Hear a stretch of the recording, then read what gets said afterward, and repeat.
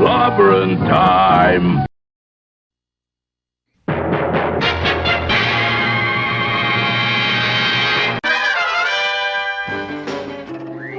Atomic batteries to power. Turbines to speed. Roger. Ready to move out.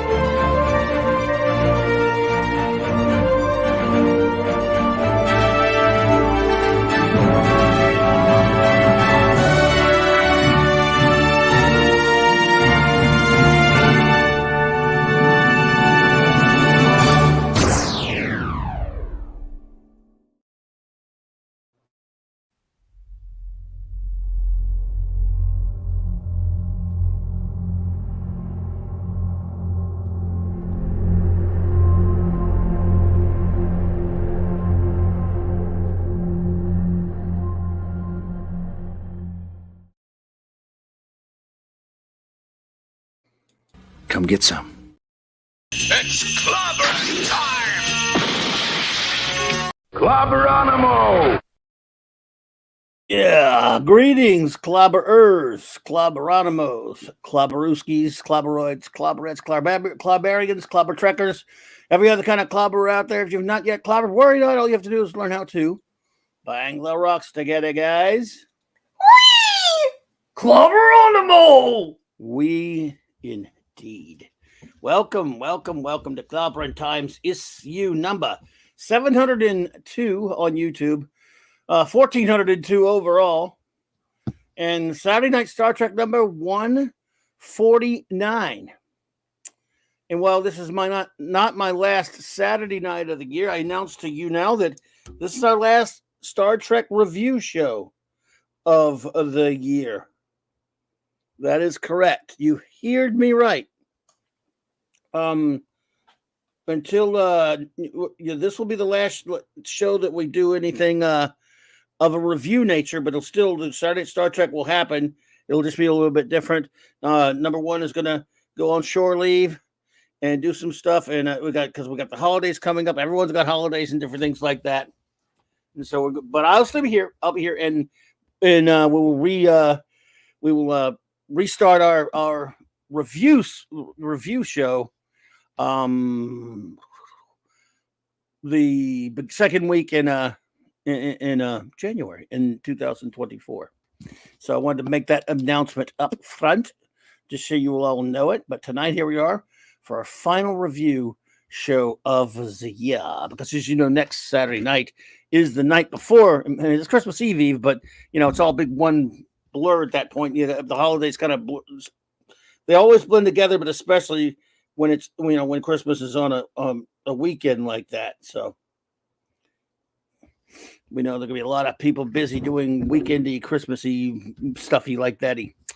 So anyway, I want to thank you all for being here tonight. And more than that, I want to thank the most wonderful first officer in the fleet for being so amazing all year round and always great. Everyone, a few words from the amazing Commander R.M. Briggs. Hello, Captain. I love you. Thank you for that warm welcome. Good evening, everyone. Hail to the chat. Welcome to Saturday night Star Trek on Clobberin Times, 7:35 Earth. We are going to have such a wonderful evening together. The first thing I want to do is I want to shout out Larry and Chris Persia. So Larry, and Chris Persia went out today on their social media, and they were trying to get everyone to come to the show tonight. And they did that by creating dialogue, by making advertisements for us.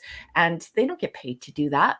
They just do that because they're good friends and they're caring and wonderful and thoughtful friends. So I just want to give a special shout out to Larry, I love you. And Chris Persia, I love you so much. You guys are two such great friends. Clobby and I are so lucky to know you.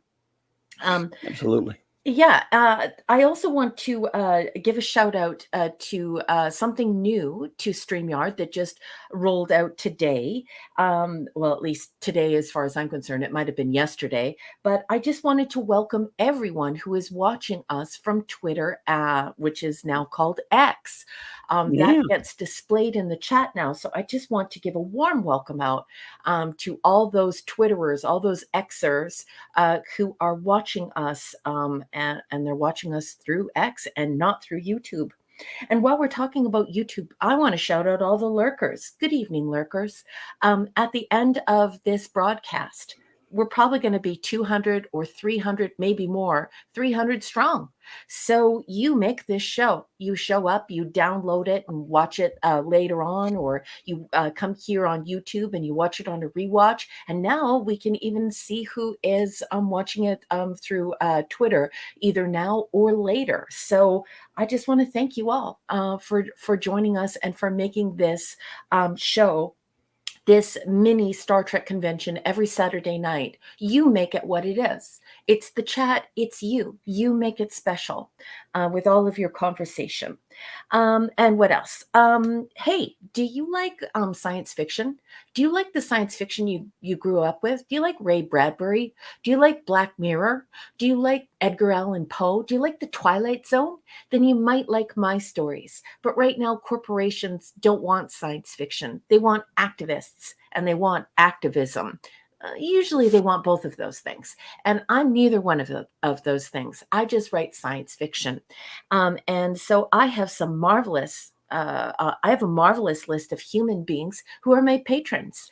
Yep, I feel like I live in a 19th century novel. These brave, marvelous souls have stepped forward. They're not giving up on science fiction, and they are helping me to get my work out there and to do public appearances and to drum up support for science fiction and science fiction short story. And they are as follows. Larry, I love you. Tony Stark, Sean Carter from Mars, Shooter, Pew Pew, Gwagnar, Dave, Chris Persia, Scuba and Leslie Pete, Eric Kane, his trusty dusty dog Kirby, Enigmatic Drop Bear, the Erudite Bear. Watch those comments tonight. They're going to be great. Michael and Cassandra Beacom, Mark D with a C. Damn it, Mark. Anti-Derivative Jill, Jilly Jill, Maximum Redstone, JT Cook, Dadman and the Dadman Clan, Lord and Lady Thoth, and of course Lance. And you should definitely chuck some cheese in the chat for Lance and Kirby. Also, Rob Altus and Tyler. And everyone else who just follows my Patreon to try and support me. I love you all very much. If you haven't read my work yet, I have one book out right now and another book is coming in the new year. You can get my 10 stories right now, science fiction collection, either individually or together in a book on Barnes & Noble or Amazon. And on Amazon, they're only 99 cents. And so now I think I've talked enough. I am ready for the conversation tonight. Thank you so much to the Wrenches. Thank you, 735ers. Let's do it. Yes, indeed. Thank you, number one. And again, thank you all for being here tonight. We're going to start with our show notes and shout outs in a second. But again, I just wanted to say I'm really just what a great year. What a great year you all made it for us. And it's just we're getting a great turnout tonight, as we always do. And you guys never let me down on that. So, wow. it's just you're the best. You're the best. And so I know it's Christmas and not Thanksgiving, but I'm thankful for you all. So, and yeah, and it is. Well, okay, it's not really. It's Christmas week's big. Christmas week is about to begin, isn't it? So yeah, I can never have enough of it. I love it.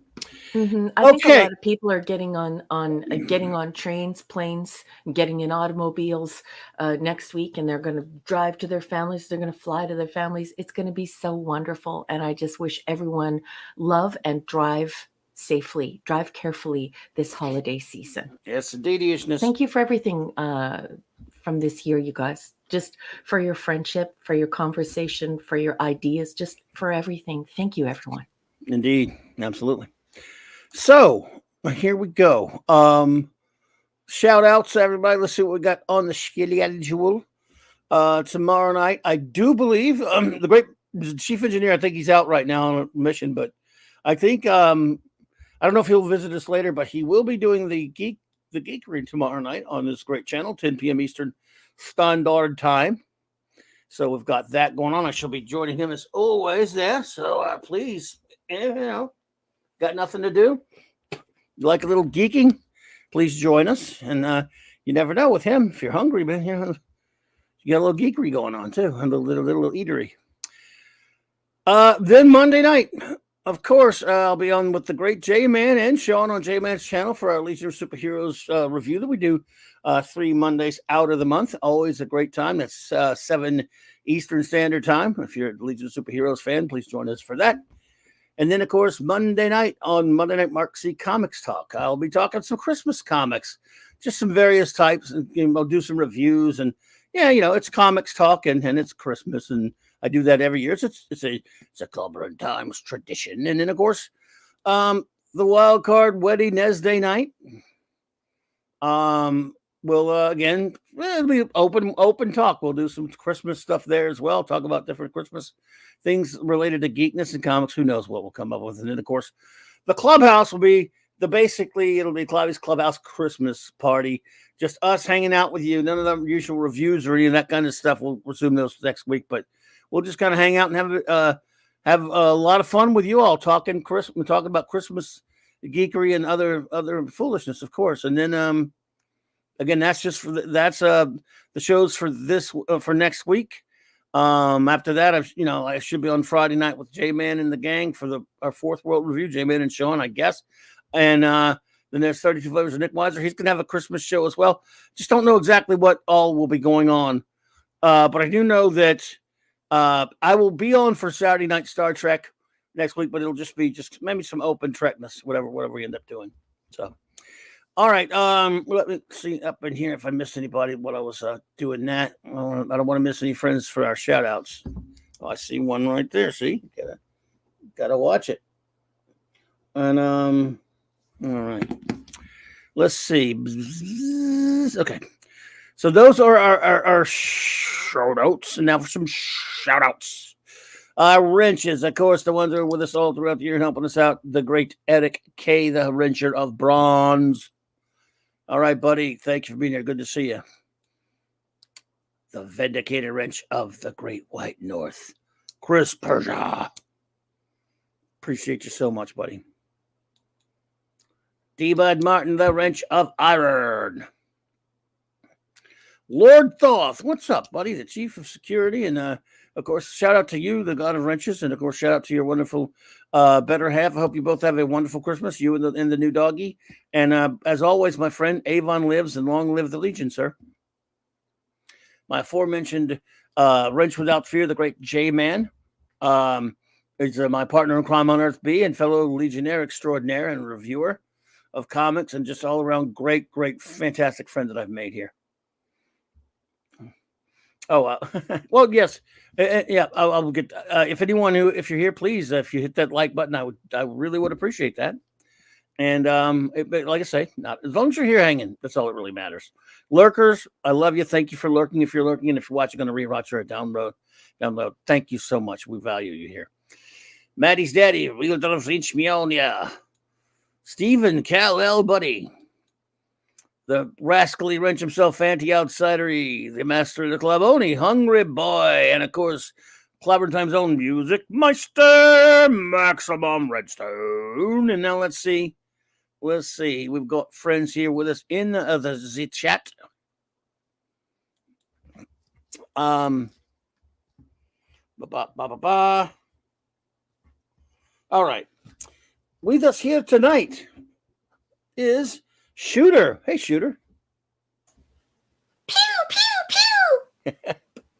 pew. FKHC 2005. What's up, Fairfax, buddy? Evening. Deedishness. Wes Cagle. West. All right, buddy. Dave G Sound. What's up, man? Dave G Sound. Not just another body of water. Keep it out for Gwag. I haven't seen him, but I hate when I hope I haven't missed him, but just keep it out for him. Maybe he'll pop in later. Hey, where are you, Alberta? Gwaggy, I miss Gwag. you. Hey, I mean, yeah, he's doing something, but I just don't want to miss him, and I didn't see him there. All right, Picasso, and I want to thank Picasso. Picasso not only just became a member, rather has been a member for 8 months. Rather, give us a member chat. Happy holidays, everyone, and be safe. But also gifted a couple of memberships. See that one and that one there. Picasso, you're a good friend of the show, and we really appreciate you being a member and being our friend. Thank you so much. And Shooter has just gone and done it. He just bought 10 memberships for whomever would like to join for free. Well, you have Shooter to thank. Thank you, sweetheart. Thank you, Shooter. Appreciate that. Klobby's channel and to build our community and our memberships. You're a sweetheart. Anyone, if you know how to, I don't know how you avail yourself of that, or if it goes random, but if please feel free to do so if you're able to make that happen. And Wes Cagle's become a member also. Wes Cagle, thank you. Yay! Good to have you on board. Let's see. But thank you again, Wes Cagle. Appreciate that. And thank you, Chris, for pointing that out there. Appreciate you, buddy. Oh, yes. But our wonderful friend Katie's here, the ultimate Voyager fan. And, yep, I got him here for you. Going to be in and out. I understand that. Katie's a very busy young lady, but we've been friends with her a long time, way before we ever did Voyager. And like I said, if we were able to and she were able to, we'd have her hang out with us and talk about Voyager with us because we know she loves it so much. But I'm just we're both tickled pink when she's able to pop in and say hello and leave reviews. So we got your reviews there, Katie, and I'm looking forward to reading them on. I will read them all, my dear, and I hope you're doing well. Hope you and your family are getting ready to have a wonderful Christmas. And let's see here. Classic Comics. What's up, buddy? CC. Okay, I'm trying to make sure I don't miss anybody in the chat there. They may have popped in without me when I was doing that. Let me take a look really quickly. I'll see a couple people almost missed. I'm writing them down. I'm gonna get them as soon as I get to them. Now I'll have them. So yeah, we look. You guys, I go to a lot of the trouble for a very good reason. You guys mean the world to us, and we love shouting you out. Okay, so let me go back to where it was. Dave C. Good to see you, Dave C. And of course, the great Larry. He's a man so nice, you should say his name twice, perhaps thrice. Even Larry, right. Larry! And of course, the great Raymond Feliciano of King Dolphin TV. In Color. Raymond, hey, buddy, look, you're finally here. You got your 7. That's what you wanted, pal. He said, please get the 7 or 9. Well, you've made it, man. You survived it. Good to see you, Raymond. Hope you and Sandra are doing well. Let's get together and talk some Fantastic Four and maybe some Legion soon. Stuart Mitchell. Dolly had braces. She did. Dolly had braces. Key the Chow. Roll that tide, buddy. The great Ace Cast Iron. What's up, buddy? My dear friend from way back. Love you, brother. Good to see you. Hope Nice you're doing well, you. man. Miss you big time, buddy. I hope you're going to be at the Fan Expo in a couple of weeks. Enigmatic Drop Bear, AD. The erudite bear. Good to Dropping see you there, the my mic. brother. Yes. Plenty of times tonight. Indeed. We love seeing Edie here. Lisa. Let's see. Mazarus is here. Maze. How Hey, you doing? Mace. Hope you're What's up, practicing Mace? today. Indeed. Sander Hammerslag. Evening, Sander. Nice to see you. Welcome, sir. Bubba Doom won. All right, Bubba Doom. All right, my friend. Taylor Swift is greater than Disney Star Wars. What a name. Not only it's not just a handle, it's a true statement. And I don't even like what's her name? What's her name again? Taylor what? Swift, is it? I think it's Taylor Swift. T Swizzle. Okay, that's what her name is. Okay. No, it's Taylor Swift. She's just a young girl who used to sing country music, and a lot of young girls think that she's quite wonderful. She's Travis Kelce's girlfriend's what I would call her now. I have no idea what you just said. She's lately she's been seen at a lot of Kansas City Chiefs pro football games because she's dating and in a relationship with their star tight end. And so they're always at these games. His name is Travis Kelce. So we always like jokingly say, instead of calling, she's so famous. Now as you're calling her Travis Kelce's boyfriend, girlfriend. I didn't mean to, Well, you can't blame a good old American girl for falling for a football player. He's a good player, but I want to punch his face in for other reasons. Taylor Swift gets a lot of hate, but I don't know. She's an American country music star. She started when she was really young. I don't know. I like American culture. It's hard for me to dislike her. I don't listen to her music, but I don't hate her. But if we talk about her anymore, I'm gonna puke. Did you just see what Enigmatic Drop Bear just did? I did. Holy Kawasaki. ED, and then drop bear. That is just too kind, sir. I don't know what to say. He says, Claudia and Raquel, all the best for Christmas and New Year's. Thank you for this community. Oh, well, thank you for being a part of this community, my good buddy. Thank you so much.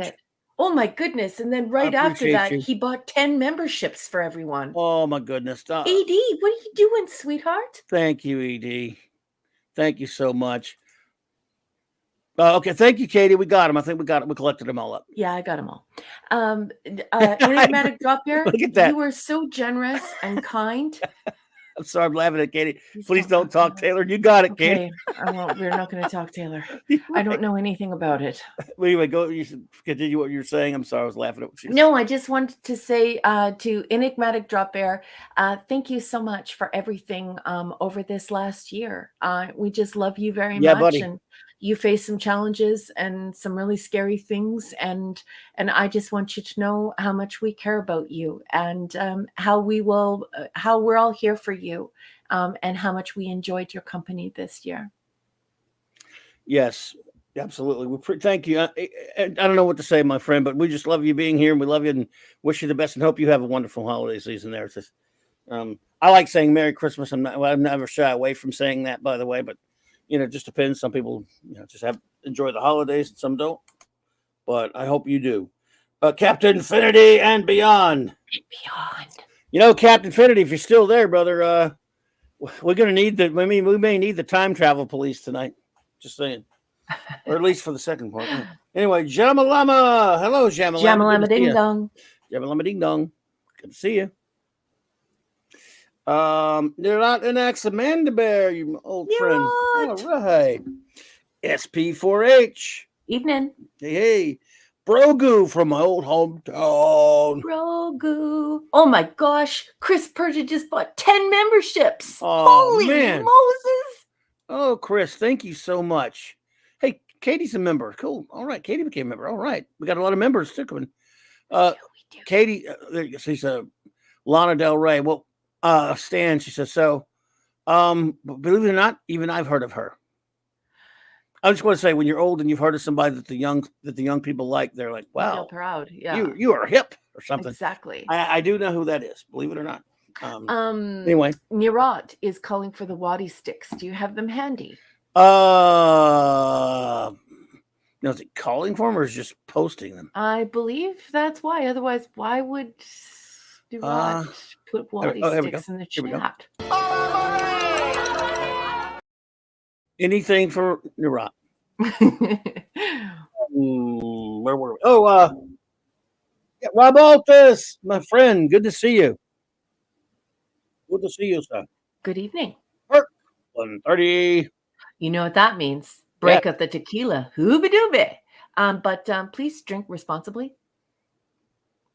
Indeed. Shooter just paid for an Alamarine. Okay, you got it, Shooter. In fact, let's see, how many super chats was that? After I do the shout out, finish the shout outs really quick, I'm gonna pay off the super chats with the rewards. Sandra Feliciano, good to see you, my dear. Sandra.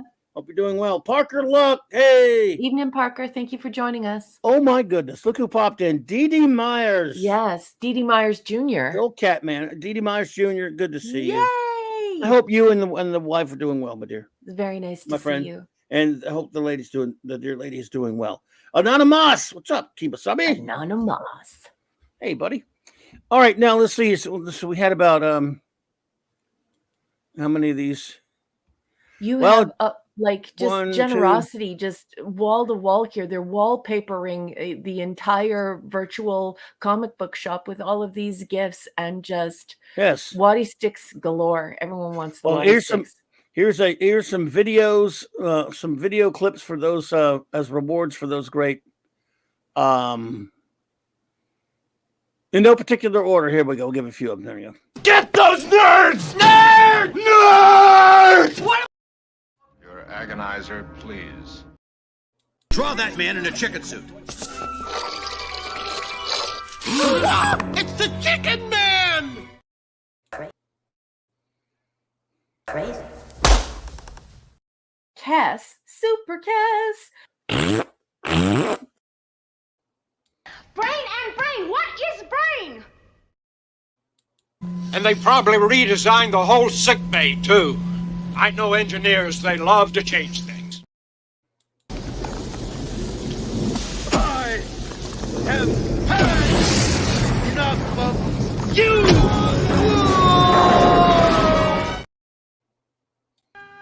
Captain, I see no reason to stand here and be insulted.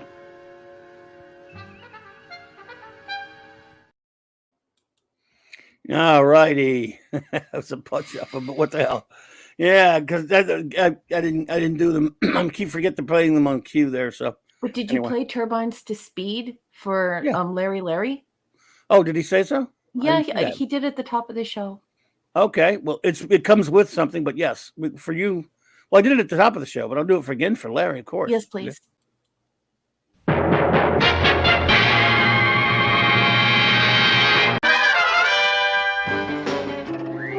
Atomic batteries to power. Turbines to speed. Roger, ready to move out. Get those nerds! Nerds! Nerds! What? Hey, new person in there. I've never seen you before. Nerd Slap. Hello there, Nerd Slap. That's a great name. Yeah. Nerd Slap. And perfect timing in there as it happens. So yeah. All right. Well, welcome, Nerd Slap. Nerd Slap. Did you like the bitch slapping? Because we had a Nerd Slap, and there was a bitch slap. It was great. Paul Foster, he gets bitch slapped. It's great. A lot of people don't know who Paul Foster is, but you know. Sorry, esoteric science fiction. It's only 2 seconds, so we might as well do it again.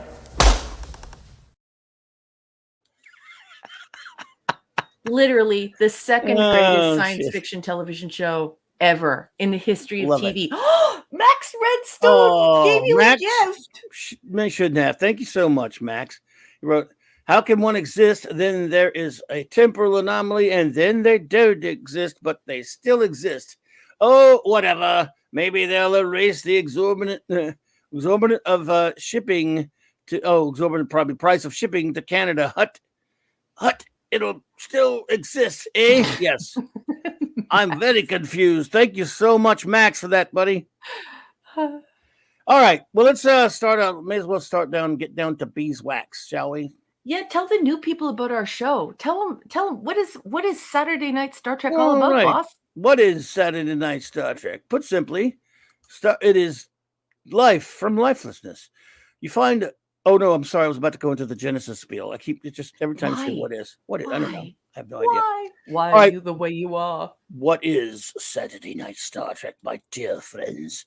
Put simply, back in 2000, 21 January, almost 2. Oh my goodness, almost 3 years ago. Holy, oh good Lord, is that true?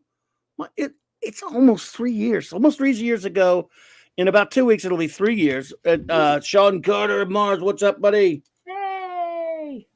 My wonderful first officer and I embarked upon a serious, perilous mission to review all of real Star Trek, true, legit Star Trek, the only Star Trek, which of course was on aired on screens both small and wide from 1966 to 2005.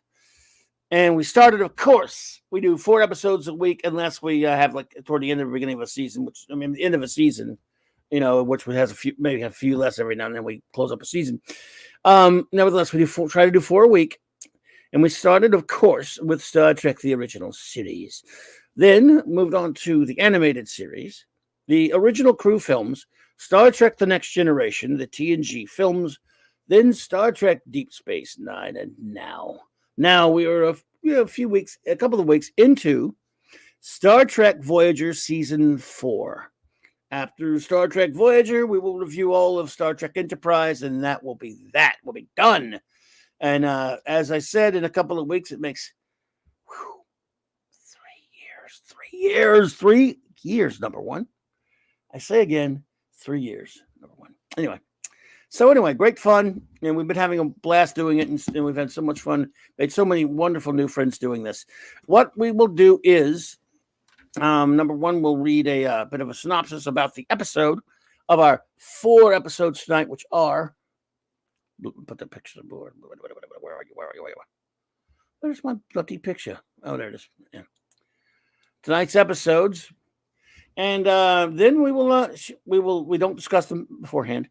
We will talk about the episode, what we think about it. She'll give us some notes, and then once we're done with that, I will ask for the reviews of my dear friends in the chat, and anyone who has anything to say, rating and review. We will go from there. Of course, Professor R2, welcome. Good evening. Thank you for joining us. Yeah, good to see you, Professor. I hope you are well, sir. All right. So, number one, I now turn it over to you, and you can get it started. Yeah, the boss is correct, everyone, and thank you so much, Captain. We don't discuss the episodes beforehand. This was Clobby's idea, this idea of a mini Star Trek convention every Saturday night. And so that's exactly what it is. So Clobby and I do not sit down and watch the shows together and massage the ideas and come up with what we think. This is a totally organic show. And thus, I will be reading from Wikipedia. It's the free encyclopedia, and it's good for copyright. It's not the best. I don't pre-read it. Sometimes we make fun of it, but it's a good touchstone, right? If you're a hardcore Trekkie and you're here to enjoy yourself and you didn't have a chance to rewatch the episodes, we want to make sure that we jog your memory and you say, oh yeah, I remember this episode, so that you can join in on the fun. So that said, I will be reading from Wikipedia the plot for Revulsion, Season 4, Episode 5. If you're following along in the companion or the celebration, this is production code 173.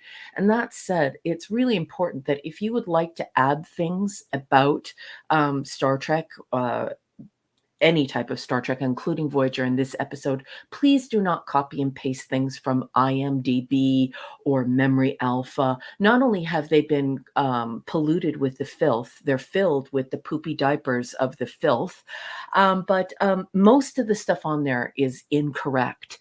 And so it's not good. If you're looking for real information, go to the vetted sources where it's original source material, and then you can say, oh, okay, this is the information. So we do that through the celebration and through the companion. That's really the only way to restore the integrity of how Trekkies talk to one another, because unfortunately the fandom is filled with factoids, and the internet isn't making it better, especially user-generated crap. Anyways, this episode first aired on October 1st, 1997. By the way, shout out to Starships of Greatness. Welcome. Hello, hello. Oh, Starships of Greatness. What a great name. Good to see you. Larry's asking where the cosplayers are. I am right here. I'm right here. I'm cosplaying right now, baby. Okay, let's get to it. Oh my Lord, it's a long one. Okay, here we go. Wikipedia. The plot from Wikipedia for Revulsion.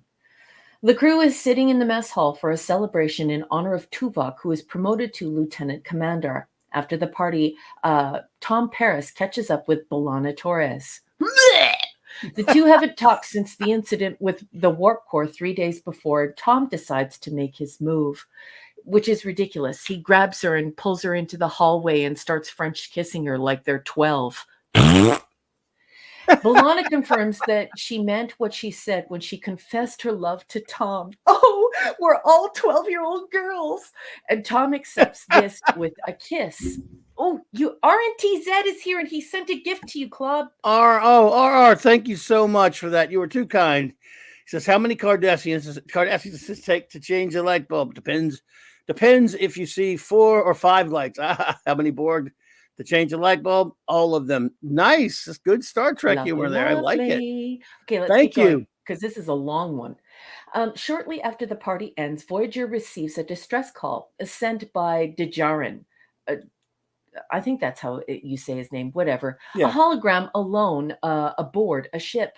His 6 flesh and blood crewmates have been killed and he requests assistance. The Doctor is eager to meet a fellow hologram and he and B'Elanna take off in a shuttle to meet the disabled ship. Boy, am I ever going to shred this crap to pieces when I give you my notes. Anyways. When they beam aboard, all is quiet. Dejarin stalks them for a few moments while they try to establish what's wrong with the ship. When he comes face to face with the away team, he's nervous, suspicious, and distraught.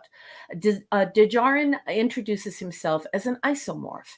He says that his crew suddenly died of a virus and he doesn't know what to do next. And yet B'Elanna and the Doctor are there, right? Didn't even check. I'm going to talk about this in my notes, but until then...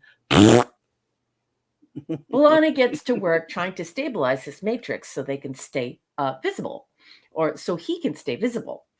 Meanwhile, back on Voyager, Harry Kim has been assigned to work with 7 of 9. Why is this so long? This episode doesn't even warrant this much explanation. True. She correctly notes that he seems apprehensive at the prospect. Despite his wariness of her frightening Borg behavior, he seems to be developing a bit of a crush on her, and he finds working closely with her unsettling because it's more grade 7 love. This is Degrassi Junior High. They manage to get their work done. No one knows how, but they are interrupted when 7 cuts her hand on a piece of equipment. Tom Paris, who has recently been recruited as the Doctor's new assistant, mends the cut in sickbay. He notices that Harry is growing fond of her and advises him to keep his distance. B'Elanna has some trouble with Dejarin, who is emotionally unstable, unpredictable. One minute, he giggles at her need to sustain herself by consuming food. You nibble like a fish, he says. And the next, he unleashes an angry tirade about the disgust he feels toward organics. B'Elanna excuses herself and catches up with the Doctor, insisting that they leave the ship and the disturbing hologram behind. The doctor brushes her off, suggesting she is more patient with Dejarin. She needs to be more patient with Dejarin. Yeah, whoever wrote this, I'm going to just put you in the agony booth on Set It and Forget It, who is simply lonely and lacking in appropriate communication skills. B'Elanna doesn't buy it and heads off to locate the hologram's main control center. As B'Elanna explores other decks of the ship, Dejarin accosts the Doctor and pours out his feelings. He has accosts the Doctor? Come on, get out of here! He has felt like a slave to the organics, who are weak and unsanitary and require ridiculous amounts of maintenance and hygiene just to stay functional. He has grown to hate them and is glad he has the ship to himself. He begs the Doctor to come with him to teach him how to use the ship and be free of organics forever. The Doctor starts to realize why B'Elanna is uncomfortable around his angst-ridden isomorph. Even though the Doctor is a computer, should have safety protocols. We're going to talk about this later. B'Elanna finds the Matrix controls. She also finds the bodies of the crew who were not killed by a virus. They were violently murdered by Dejarn himself. Why not just say by Dejarn? Why Dejarn himself? Before she can shut down the homicidal hologram, he appears behind her and grabs her. He thrusts his hands into her body and grips her heart. Back on Voyager, Harry is trying to get closer to Seven. He asks her out to the holodeck. Whoever wrote this, I have a place where I can put a Klingon paint stick and you're not going to like it. He has textbook knowledge of human behavior and immediately understands that he is attempting to spark romantic interaction between them. Seven, who believes romance is irrelevant, suggests they proceed directly to copulation and directs him to remove his clothes. Well, that's not exactly what happens. She actually queries him about it. Thoroughly unnerved and embarrassed, Harry retreats, while B'Elanna's Klingon physiology backups are keeping her alive despite Dejarn having perforated one of the ventricles of her heart. She is still in need of Voyager's sickbay. Okay, that's a completely nonsense word salad, because that does not demonstrate her Klingon physiology anyway, and it's not even mentioned. She and the doctor try to disable the crazed isomorph. He makes a grab for the doctor's mobile emitter, but B'Elanna manages to jolt him with a high voltage cable. That's not true. He manages to make a grab for the doctor's mobile emitter is not what happened at all. They wind up in a physical altercation where they start swiping at one another. The doctor jokes that the isomorph isn't very good, and we could do this all day because they're both capable of becoming solid and then also just a hologram. At which time the psychotic isomorph strikes his mobile emitter on purpose, knocking it to the floor, which is what he wanted from the beginning. And then he stalks down B'Elanna, and after hitting her in the head with a hammer and doing that to her heart, and then she destabilizes his matrix with a power cable. So whoever wrote that sentence didn't even watch the episode. They hurry off the ship safely back to the Voyager's sickbay. The doctor patches up B'Elanna. Okay, this was a university word count for like a monthly paper. All of this shite was not needed to describe this completely shite episode. Let's just get on with it. Clubby, what did you think of Revulsion? First of all, I would like to say welcome to Princess Fiona. Hey, Fiona. Hey, hope you're feeling better tonight, dear. Hope you're doing well. First of all, I'm not a big fan of it. I don't like schizophrenic episodes that much. Episodes that have to be, we talked about this a lot when we were doing, mostly when we were doing DS9, like the AB plot stuff. And episodes really always kind of bore me because they really didn't have any. They just didn't have any real meat. Story with enough meat to carry an episode. So you split up an episode and you use that to do character stuff, which isn't always a bad idea, but it never makes for a compelling or great story or entertaining episode. First of all, in this one, this guy, I've seen this guy in a lot of stuff. He's been in other Treks too. Playing the psycho isomorphy thingy, and that premise in of itself wasn't a bad idea. I just don't like the way I really care much for the way they handled it, and I probably don't have to tell you what I thought of the boring ass Harry Kim 7 stuff. It does. And the B'Elanna and Tom Paris stuff. Don't forget about that, right? It's everywhere you go, it's Degrassi Junior High. I don't know if you understand that reference, but Canadians will. Yes, and Max took exception to it. Did you see what Max wrote? No, I didn't see what Max wrote. He said, "Do not defame Degrassi Junior High." Whatever that means. It's so funny. Love it. Oh, but don't really care for that kind of crap. I mean, you have it's like they didn't have enough confidence in their main plot, which was, I thought, again, a pretty decent concept of this AI from a completely different alien species goes rogue murderer and then calls for help, and you think, okay, this is gonna be kind of cool. It's the doctor versus this guy, and you don't get enough of it, and it doesn't. Don't really let that story move, and they don't really write it very credibly at all. And because they're splitting time between, well, I guess there's A, B, and C stories, right? Or if you call that, I don't call those stories. So the crap with necking in the hallway Harry like you're 12. Yeah, that crap. Now again, you can make a bit of a case for the Harry and Seven stuff in the sense that they're starting to work on Seven's character to start building her up. Not so bad, but then again, she's so fun to look at. But I will say this episode is a landmark for one reason. I know a bunch of guys back when I wasn't watching the show like to cite this one as to why they hate Harry Kim, because they said, man, he had, and I'm not going to try not to be vulgar here or anything, but he had a shot at, never mind. You all know what he had a shot at that he didn't take the shot at. And as a decent man, I understand it. Now I would have probably done what Harry did, but since it's a TV show and it's fiction, I don't have to be decent. I'm going to make fun of him. Hey man, but at the same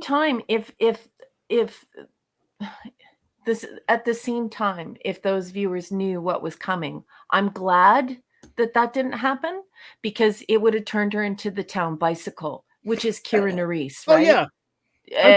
And Jadzia Dax. It's like, who haven't they slept with on DS9?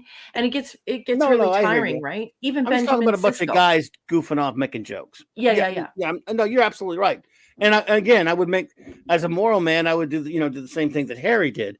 I'm just, but as guys, we have to be immature and make fun of him for turning down, gorgeous.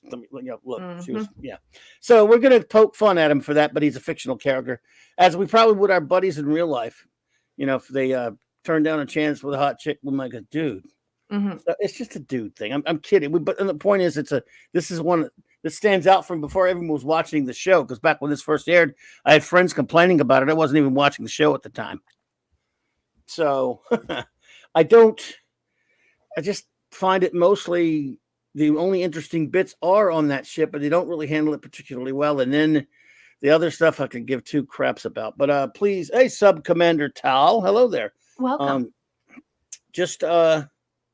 From watching from Twitter. Good to see you. Thank you. Yeah, watching from X. So good to see you. Thank you for joining us. Absolutely, thank you. So notes.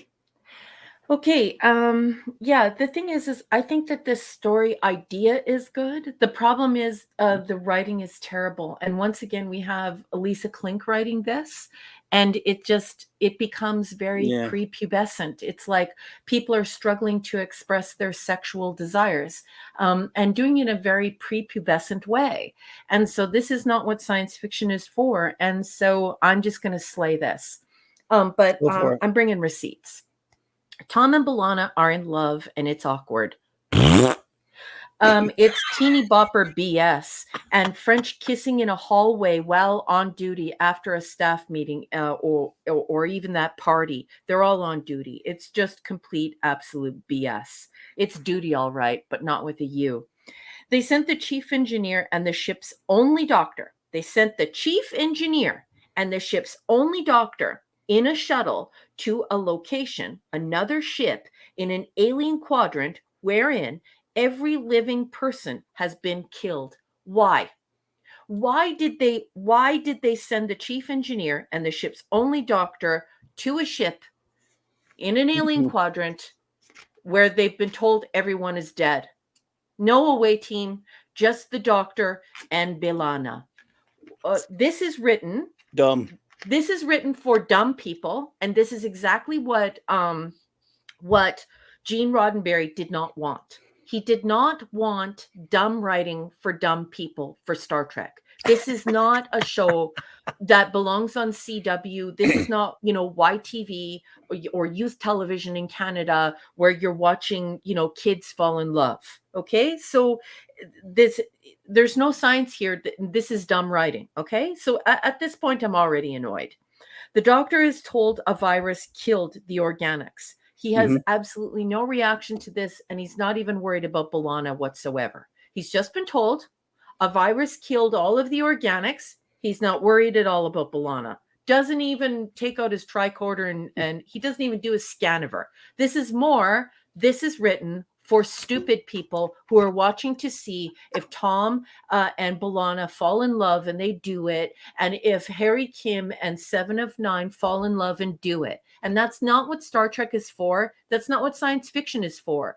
If you need to have tingling in your naughty bits, science fiction is not the genre where you achieve that. Anyway, the Doctor overshares information that compromises the safety of his program and everyone on Voyager. It is hard to believe that a computer wouldn't have any safety protocols and would not have that type of provisioning, especially being on a military ship filled with astronauts in an alien quadrant. Again, written for stupid people, and this kind of stuff made Gene Roddenberry angry. These are things that you're yelling at the TV. It's not like you got to dig around for this annoying shit. It's right there in front of you. This is a horror episode. It's science fiction horror. Machines and programs behaving like the Doctor and the Isomorph, because at one point they go at each other like it's some sort of Shakespearean, story play, and they both behave very emotionally. So they should both be shut down. They're both written as emotionally unstable, and it's absolutely ridiculous. Harry has a crush, and this is more high school storytelling. This reminds me of Twilight, which the little girls watched. I have offspring that watched it at that age, or the Sweet Valley High books that all the little girls read. These are conversations fit for prepubescence. Harry has no idea, and he's an adult man, and he acts. They write him to act like an 11-year-old boy. It's ridiculous. Then we have the horrible grease makeup that isn't even fit for a neighborhood Halloween party. They did his face, but they didn't even do his neck. And what's worse is that he's an isomorph, but the gray grease paint was not even necessary. But they didn't even apply the grease paint below his Adam's apple, but then put him like in a scoop neck thing. Like, what are you doing? The gray grease doesn't even cover his neck. Why even do it at all? Why even do it at all? This episode, this is important that I say this. This episode reveals that the Borg do not procreate. Now, a while ago, we had some people in the chat who had an argument with Clobby and I about the fact that the Borg, that Clobby and I are steadfast in the fact that the Borg are rogue technology that cannibalize biological life forms. They're not a race. They're not a species. They're a horrible, horrible technology gone wrong. Kind of like VOYAGER, okay? And in this episode, Revulsion, season 4, episode 5, the Borg, 7 of 9, fully admits that the Borg do not procreate. They find it insufficient. They do not believe in any type of breeding or copulation, and that they are technological cannibals. So anyone who was looking for more of those receipts that Clobby and I like to provide, there are some more receipts for you. B'Elanna has no phaser on an away mission. She could blow the board with a phaser, but all she brought was a tricorder. This is more stupid writing for people who aren't watching Star Trek. They're watching Sweet Valley High. She had her heart crushed by an isomorph and was hit in the head with a hammer, but no problem. She gets up, no big deal. Harry is so enamored that he can't even fulfill his duties, and I don't mean the you, and he goes and requests a leave of his own duties, and I definitely mean the not the you part, to his superior officer. Again, this is not something Gene Roddenberry, who was not only a police officer, but in the military and affiliated with NASA, he would never, ever allow this shite to be smeared all over Star Trek. Okay, this is not Star Trek. Then we get some more high school love and gossip at the end. What is the lesson of this episode? What are we watching? The captain is missing for the entire episode, and the captain is irresponsible. This is junk. This is garbage. This is something that you could wipe your posterior with. After having loads of chili. Loads of chili. Wow. This is crap. I'm beginning to sense your revulsion towards this episode. I am totally revolted. I do not appreciate it. I am exactly like Gene Roddenberry insofar as I went to university to study writing and editing, and it gets my hackles up. I get really upset when somebody treats the audience like they're stupid. Gene argued with the studio executives about this exact topic. You do not treat people like they're stupid. People should leave the episode and go and look up the philosopher. People should leave the episode and go look the word up in the dictionary. People should feel edified and satisfied, and you should always respect the intelligence of your audience. And this shite does not do that. This is ridiculous, and they ought to be ashamed of themselves. Total crap. Wow. On fire. Let me say some hellos before we continue. The Tetrarch of Apathy. Welcome, my friend. Michael Beacom. Hey, buddy. And shout out to Cassandra as well. My cousin, the Cuz, Dave Rayborn. What's up, buddy? Cuz. Thank you all for being here tonight. We all having a fun, cool, lively discussion in the chat as well. This episode of the show gets people going. I love it. Max asked if I said blow the Borg. No, blow the board. So if the isomorph, if it decides to make itself so that it's not solid, well, you can't really shoot at it with a phaser. But she could have blown the board. Like, take your phaser out and go to the station where the isomorph's program is housed and blow it out. Just blow it out. Who goes on an away mission when everyone on board has been killed with a tricorder and the doctor with his... No, I can't go through it again. It's so dumb. The stupid. It burns. I hear you absolutely, Katie. It does. It brings out the best of the worst. She says it's super Kess. Yeah, are you missing Kess already? No one misses Kess. No one misses Kess. I mean, that's hilarious. Well, let's see here. What is your rating of? Who wants to guess Raquel's rating? No, we're not gonna play a guessing game. It would take too long, but I bet you can't guess it. Kiss. Princess Fiona. What's my rating on this one? I just want to ask I smell another English lady or Irish lady. Fiona, what would you predict that the number one's rating is on this? And if you had to hazard a guess, what is it? What is it? My fellow Irish woman. What is it? The stupid. It burns. Oh man. Yeah. Anyways, it's F. It's an F. So it's a total F. It deserves an F. I can't even believe that they actually made this. It's an F. Okie dokie. I'm gonna save your rating there, Katie, and I'm gonna save a 4 or a 3. No, she gives letters. Yeah. Let's see. Blew it with the 70 Kim stuff. Yeah.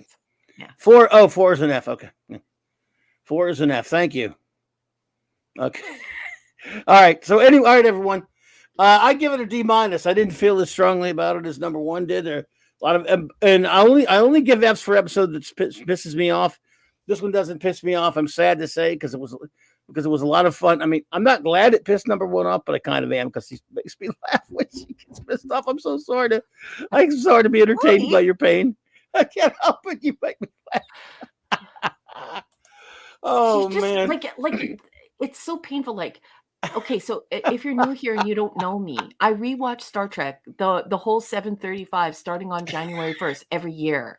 So, like, do you have any idea how many times I've watched this since 1997? Like, many, many times. So it's just, when you watch this episode, you just think to yourself, this stupid, it burns. Well, my rating is, again, like a D- simply because I thought they ran away too much from the one part of the plot that needed a lot more work that could have been better. The one where they go to the ship. And you're right, they did a lot of stupid things there, but they got too much into the 90210 stuff, which I personally don't care about. Now, miles vary. Some people like but look, I understand you don't, and I don't necessarily, but some people do like having some of the romantic stuff addressed on a show that is about recurring characters weekly, and they don't like the anthology type format as much as we do in terms of like the original series had. But if you do it, just if you keep it down to a minimum, I guess I wouldn't mind that much, because I understand they're going to be relationships. They're all in the same ship, stuck on that for over and over again. It's never going to be my cup of tea, but if it's, for example, if it's minimalized in an episode and the episode concentrates on a good concept and a good idea and being very entertaining, I don't mind it if it's in there so much. It's when it takes center stage and when it is the primary focus of what we're doing, which DS9 did a lot, and now Voyager's tending to do a bit every here and there. And again, some like that sort of thing. You don't clearly. I don't care for it much either. And when it sort of takes away time from trying to tell an interesting story is when it kind of gets on my nerves. That's when I have a problem. If it's just if it's bits and pieces of an episode that they're addressing for character development reasons, but they're not concentrating the entire episode on, I don't mind it as much, because we know 90s, 80s, and especially 90s and beyond television, almost every single show does that to one extent or another. You're never going to see a show, it seems anyway, that has Star Trek original series type stories that just, yes, we know the characters have lives, but we don't really see much of their lives. We see what goes on when they're having particular stories and adventures. And that's that. Just show me somebody putting their boots on. That's all I care about. That's what right. I like. I put that in my writing. I don't mind if people are bumping uglies, but I just want to see them putting their boots on or brushing their teeth. I don't need all of this crap. It's not science fiction. You. Some like it. I'm not big on it, but if it's kept to a minimum, I'm okay with it. A show can still be really good. If, like, for example, where Reacher's come back. We got new episodes.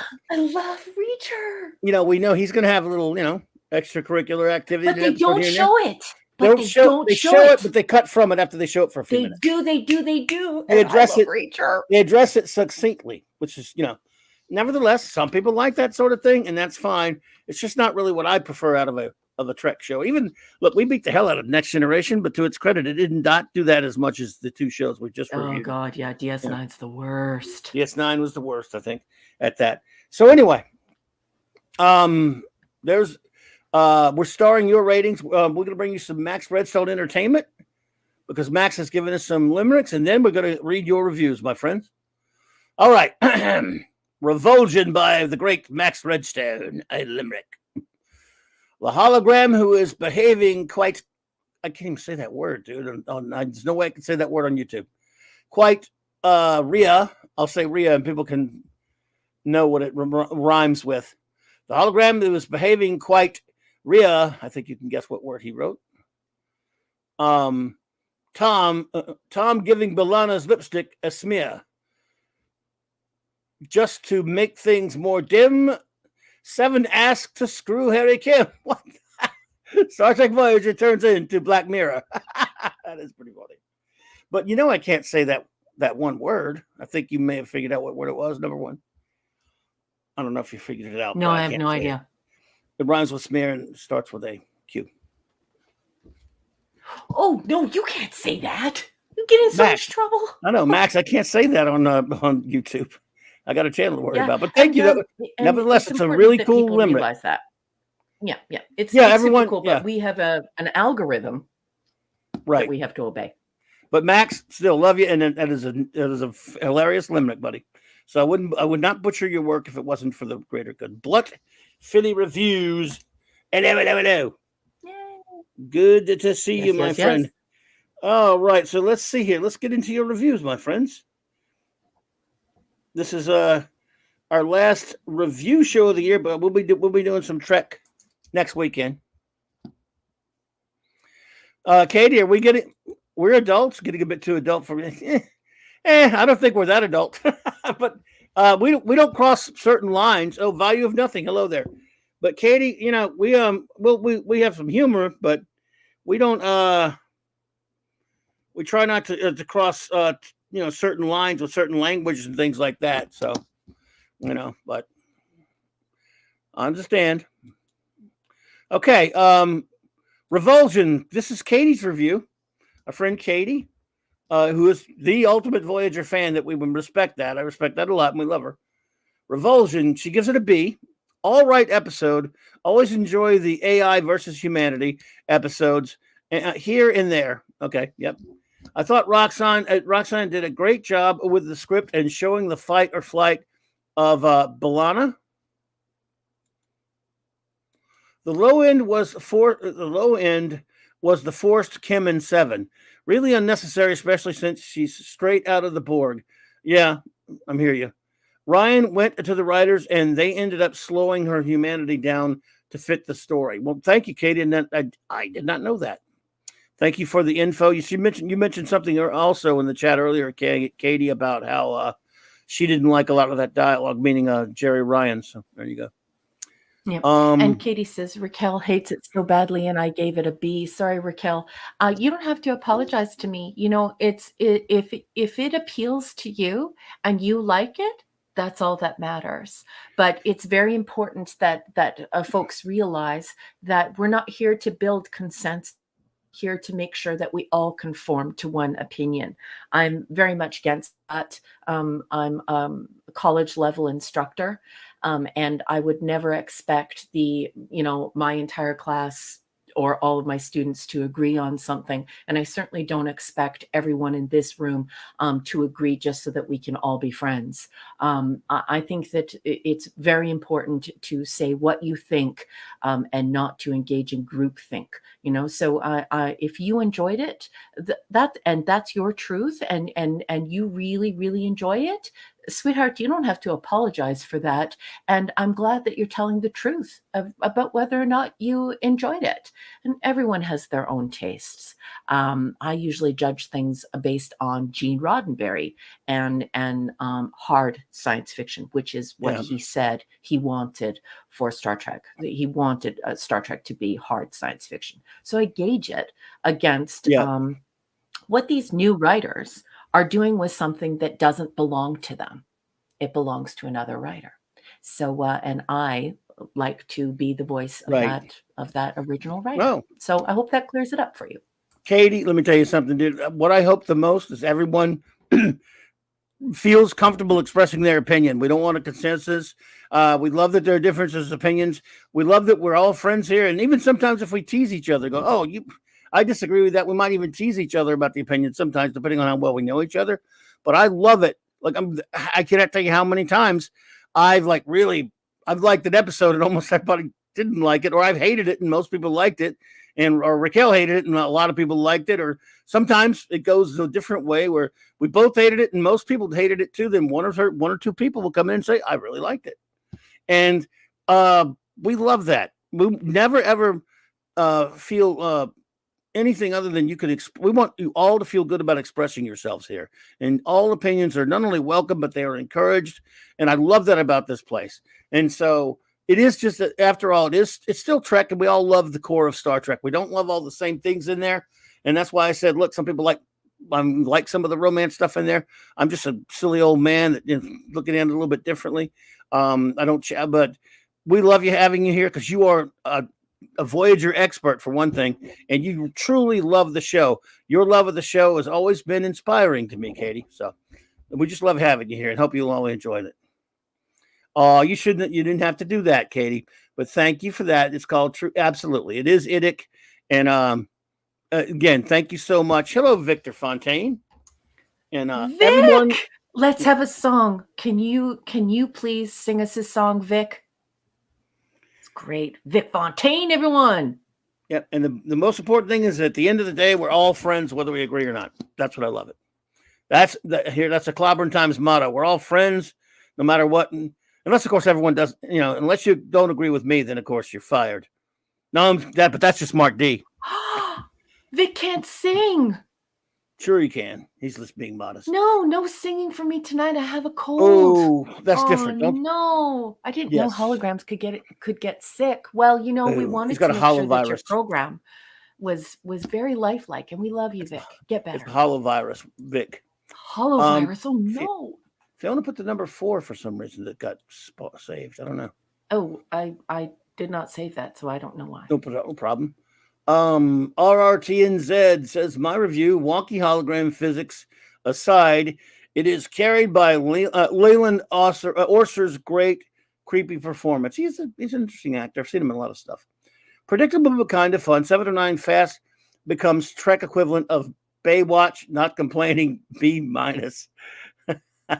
Baywatch. Oh boy. I actually really do love her character. She grows to, in my opinion, to a pretty good character. Or maybe I'm just being a dude about it.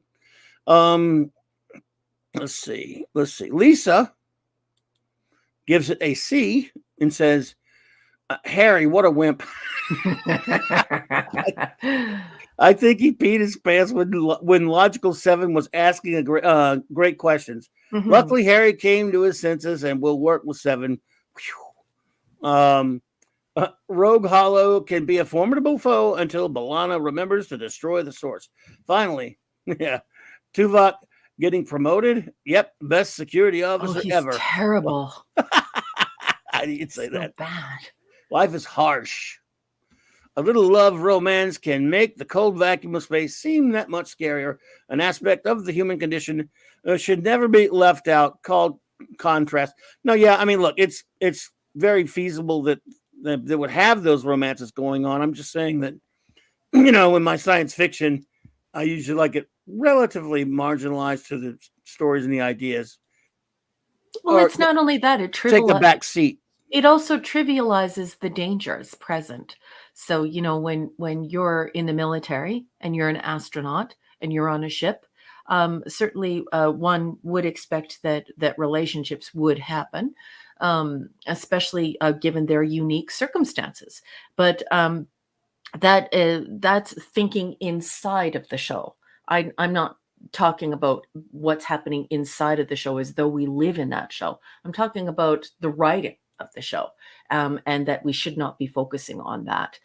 We should have had an alert captain who sent a full away team, an armed away team, to a ship where a computer contacted them and said all of the human life forms are dead. Instead of putting all the focus on whether or not B'Elanna and Tom are going to make babies together, and whether or not Harry Kim is going to bed 7 of 9. It's just what it does is it's not enhancing the story. So there's no defense for it, in my opinion. What we should have done is we should have focused on the actual story and made the story good, so that people who have a higher intellect are remain inside of the story. They're engrossed. They can suspend disbelief and engage with the material and enjoy it. And remember, it's very important for folks to realize too that this isn't just simply like empty opinion either, right? It can't be just like, well, I like romance in science fiction. It doesn't quite work that way. Science fiction has its own limits as a genre. Those limits are centrifugal. It's core ideas. And what it's meant to do and what its processes are. And it's also very important for folks to realize that every genre has its own audience. In writing and in editing and in publishing, we call that a psychographic and a demographic. And when you're looking at science fiction, you're looking at the vast majority of science fiction being, a male viewer. The women are in a minority, and it's usually engineers, doctors, physicians, intellectuals, people who are interested in science concepts and futurism. They're not really interested in whether or not B'Elanna is going to have sex with Tom. So what we're seeing here is the genre of Star Trek shifting in Voyager. And am I going to point that out? Yes, I'm definitely going to point that out. In TOS, we had something that was aiming to be hard science fiction and welcome to general audience, not this romance and thriller and soap opera quality. Those two things have a different telos or purpose or end goal. So I hope everyone understands that. It's nothing personal.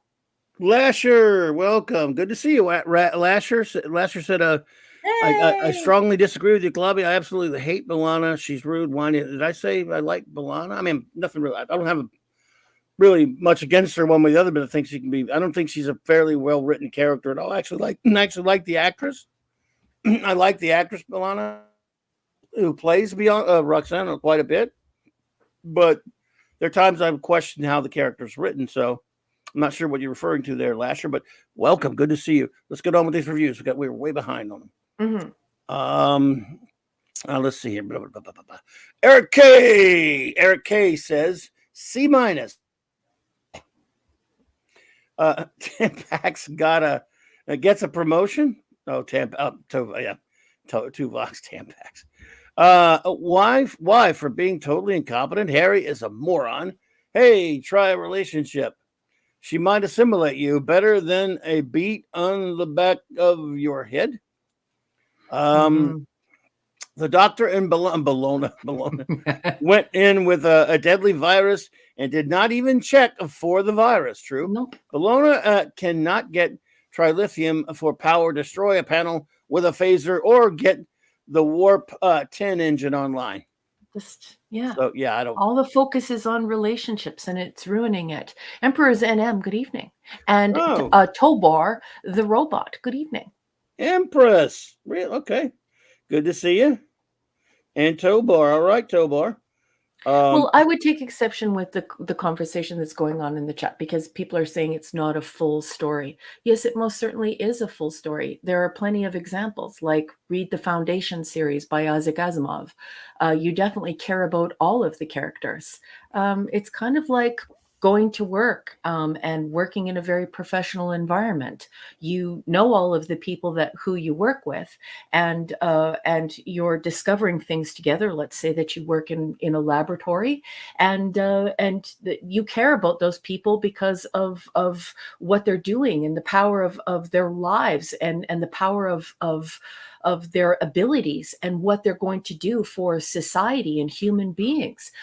You don't necessarily have to make the story based on whether or not people in the lab are having sex with each other. So I'm sorry, but that's just not true. There are very many incredibly high quality stories that do not. The central idea is not the fullness of love or romance to bring in the viewer. It's just not true. I don't think there is a single woman in the Foundation series until it's been a while since I've read it, but the third book. So, well, yeah, but Value of Nothing does point out something great. Sit on the Edge Forever was that a romance at the center of that, and it was great. Yeah. Sorry, coughing. Sorry, I'm burning. All right, let's see if we can. Where am I? Knock some more of these out here. All right, let's see. Enigmatic Drop Bear says D. I found it difficult to buy into the idea of a hologram on its own becoming psychopathic. It would require malevolent intent in its programming. Its writing made it too hard to believe. Good point. Perhaps its developers came from this show story, so the show story group, or the Wikipedia authors, given it would require a failure of independent review and editorship. Nice. That said, Picardo and Leland Orser were outstanding in their roles, distracting us from the poorly written, trashy sci-fi slasher horror that it is. Good point. True. I hope Fiona gives us a witty moniker for this crappy juvenile Tom Torres love fest and Harry's fetishizing.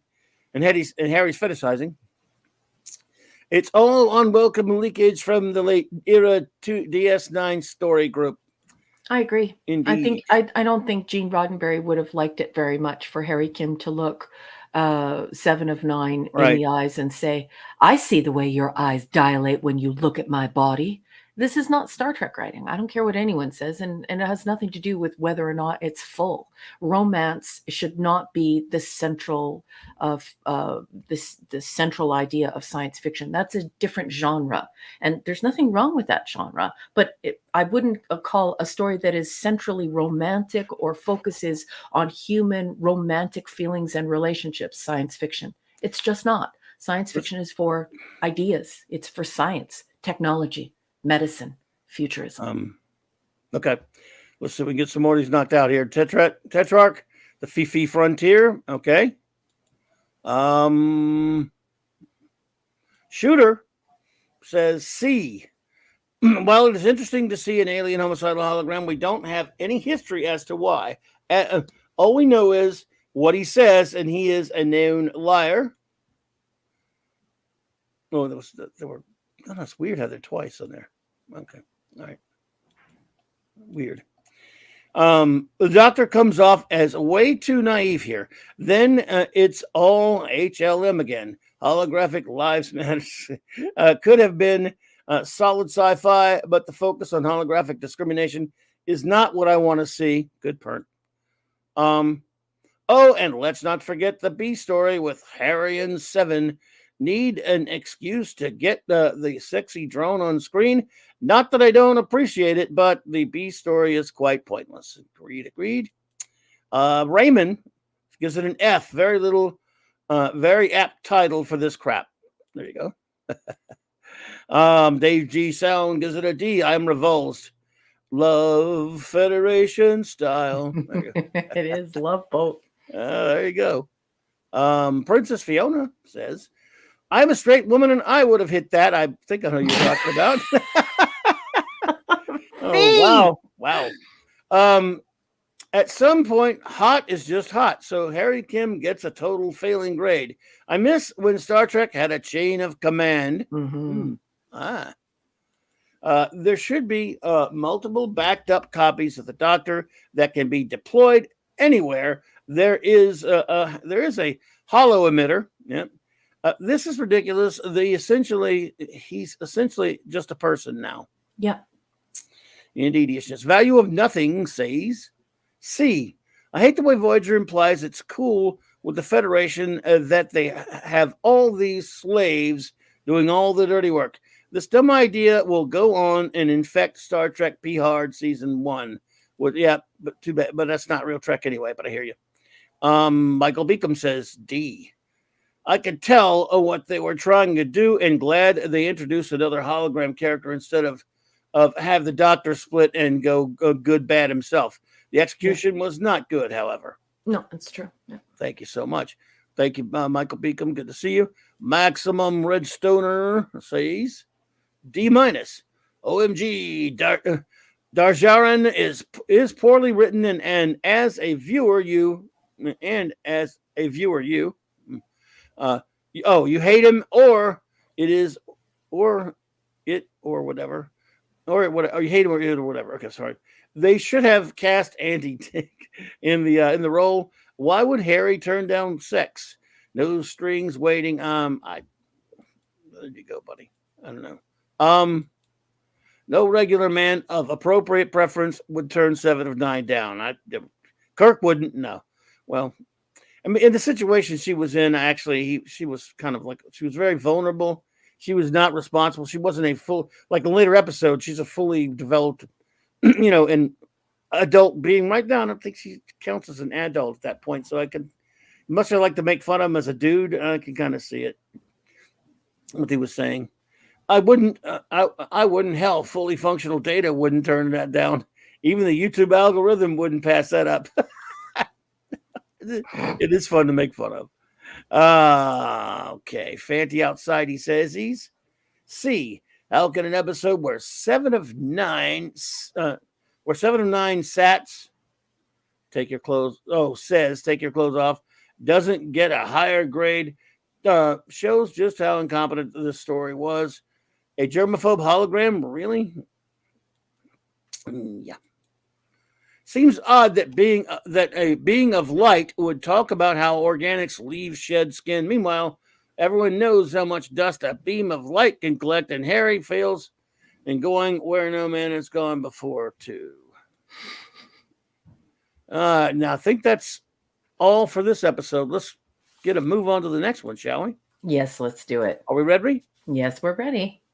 All righty then. The next episode is called The Raven. Yep, The Raven is Season 4, Episode 6, Production Code 174. This first aired on October 8th, 1997.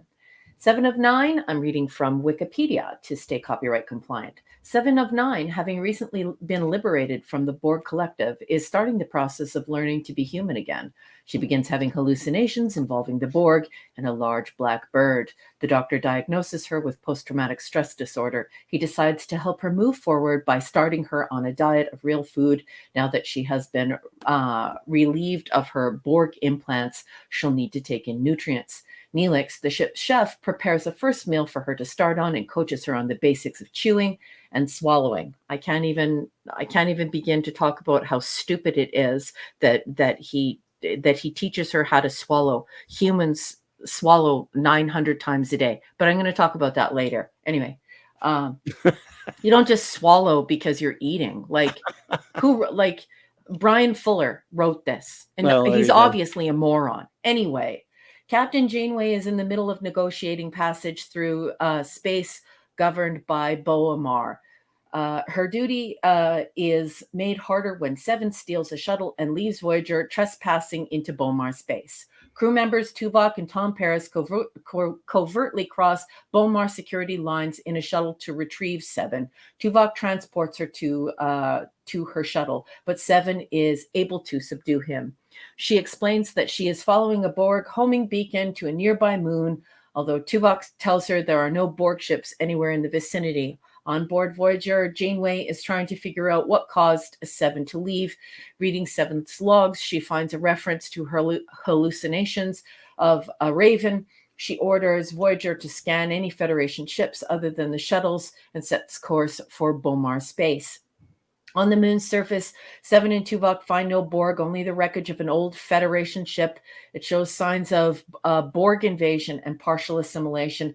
Seven feels that the ship is familiar to her. This is her parents' ship, the Raven. She and her parents were assimilated by the Borg in this very spot. The Bomar attack, but Seven and Tuvok are able to escape the Raven and are beamed back to Voyager, which flees Bomar space. Later, Janeway mentions the existence of records on Seven's parents, and Seven decides that one day she will read them.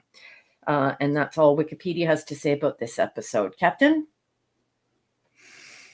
I don't know. For me, it was mostly an unremarkable episode. I didn't really hate it that much. I didn't hate it or anything like that. I thought it's something that, whether we like it or not, if you can have Seven as a member of the crew, you're gonna have to address some of this stuff eventually. So that's what this episode was for. I did get a little tickled that it took Neelix's crappy cooking to make her return back into a Borg. So was that a commentary on his lousy cooking or what? I don't know. Yeah, I think so. Right. Yeah. So I don't have strong views in this one way or the other. I thought some of the stuff toward the end there, when she's finding out about her origin and what she was and all that kind of stuff, was okay. But again, I watched it today, and I hadn't seen it in a few years, and since I don't make notes like you all the time, I just forget things, and I think I can't remember this one very much and I watched it today. Is that terrible or what? No. Oh, you received. No, it's not a gift. Member. It's a member for 7 months. Chat. Remember for 7 months, Fiona. Thank you for being a member, Fiona. Should have called her. Should have called her a 9 out of 7. Hubbub. Okay, yeah, a 9. She's 11. Come on. Thank you, Princess Fiona. Yeah, but yeah. So anyway, notes. Wasn't a Raven in a dream sequence in TNG? I don't remember. It was either Data or Picard. It might have been Phantasms, but we have that exact same Raven scene. I hate the chicken man in the mess hall. And once again, this is not science fiction, and I think this show is dumb. And I'm just sick and tired of defending it when people are like, no, but it's good. Seven has saliva. Okay, you have saliva in your mouth, and this is supposed to be primarily a science fiction show. Science is about science, right? Seven has saliva, so she swallows hundreds of times per day. Swallowing is a reflex. She doesn't need to learn it.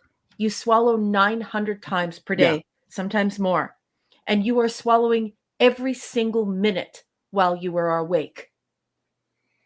Yeah, there was no need to sit her down in the mess hall and have a Talaxian teach her how to swallow. I'm sorry. It's No. it's stupid. And you would have to have Goofy. like, I don't know, like, what are you, like grade 1, grade 2 before somebody would tell you that something like that? Like, people know that they have saliva and they have to swallow, right? So who did Brian Fuller write this for? Anyway, By the way, Dave G. Sound, good night. That feeling we had to run out. So good night, Dave G. Sound. good night, sir. They're talking about Kathy's competence. Well, everyone questions close talking Kathy's competence. B'Elanna wonders out loud in front of everyone if Harry has had sex with Seven. She actually asks him while he's on duty in front of everyone. And remember that B'Elanna is a senior officer. She openly asks him if Harry had sex with Seven. So Annika Hansen was human and from Earth. So the first thing the person watching is, how did her parents get to the Delta Quadrant? And we learn later how, but we don't learn in this episode. And so this is another mistake in Brian Fuller's writing. She was assimilated in the Delta Quadrant, and so were her parents via the USS Raven. So once again, there are some conflicting dates about how old she is. There are continuity errors here. And yeah, so whatever. Voyager is never about the captain. It's always about periphery characters. And this isn't science fiction. In science fiction, in Star Trek, senior officers don't walk up to people while they're on duty in front of everyone and say, hey, did you have sex with Seven? This is an F for me. Wow. An F. Wow. I got you. Well, it didn't affect me much, but I didn't like it either. Like I said, I found it mostly forgettable. And so it's tough to even give it any kind of a grade. So I'm going to go with a D. But I hear you. Swallowing. Like Brian Fuller couldn't even, he couldn't even, like, he thinks swallowing's voluntary and it's only involved with food. Yeah. Well, maybe if Harry would have gotten a little further with Seven, we'd have another kind of swallowing. I'm sick of it. I think this is gross writing. I don't like it, and it's very un-Star Trek like. I don't like it. I don't find it appealing at all. Anyway. Okay. Gotcha. Well, now that we've rated it. Everyone, please, any ratings you may have of The Raven and any words you may have. And while we're collecting those up, I should bring us some Max Redstone Limerick entertainment. Okie dokie. All right, everyone. The Raven by the great Max Redstone, a limerick. Disturbing visions repeatedly occurred. Reassimilation, is that what Seven preferred? Then there's arrogant Bomar. Oh, then there's arrogant Bomar. Oh, wait a minute. Oh, wow. Okay. Well, I guess I'll say it. Disturbing visions repeatedly occurred. Reassimilation is what Seven preferred. Then there's arrogant Bomar shit. Stupid looking catchers, masks, and mitts. As if eating Neelix's wasn't sufficiently absurd. Okay. Oh, yeah. I got there. I'm sorry. I kind of mangled a little bit there, Max, but thank you. Catcher's mitts. They were weird looking, were they not? Yeah. Okay. Let's see what kind of reviews we have up in here tonight. All right. The Raven. Our lovely friend Katie says The Raven B+. Good 7 episode of finally setting her on the path and reclaiming her humanity. It's delved in more in the episode Dark Frontier, which explains the recklessness of her parents. Let's see. I think you have another one you gave for that one.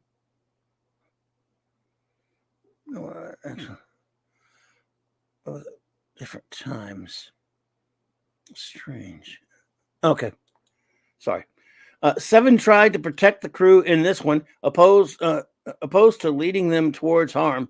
I thought the scene between her and Neelix was so cute, and I thought Ryan did a good job acting like a girl. Okay. Well, thank you so much, Katie. Well, let's see. What's next? Michael Beacom says D minus. This struck me as an afterthought by the writers. The sci-fi reader in me just keeps wondering how the hell the wreckage of Seven's parent ship was so far outside of Borg space, senseless. Didn't they bring it there with like a transwarp thingy or something? I don't know. I can't remember. Yeah, but that's not explained until later, and Yeah, so yeah. it's just shitty writing by Brian Fuller. Gotcha. Professor R2 says, "Wait, you don't just walk up to people in an office setting and ask them if they bang the new secretary." Yeah, right. Well, yeah, I guess you don't. I guess I couldn't argue with that, could I? Wes Cagle says F minus crap and more crap. Is this supposed to be some sort of poor man's Edgar Allan Poe? Nevermore, says I. Shooter says C plus. Talaxians have dense muscles. I believe it. Neelix sure is dense. The Beaumont question, Janeway's competence. So do we all. What's your next one? Shoot. Oh, there we go. Shoot. Got you. Not really much to hear. Much here. If I'm being honest, the mystery is weak. The Raven imagery doesn't make sense. The aliens aren't much of a threat. Maybe if they began treating Seven's PTSD. There we go. Raven Feliciano says F for forgettable. I thought it was the other episode. My bad. Yeah, I watched it today and I can't really.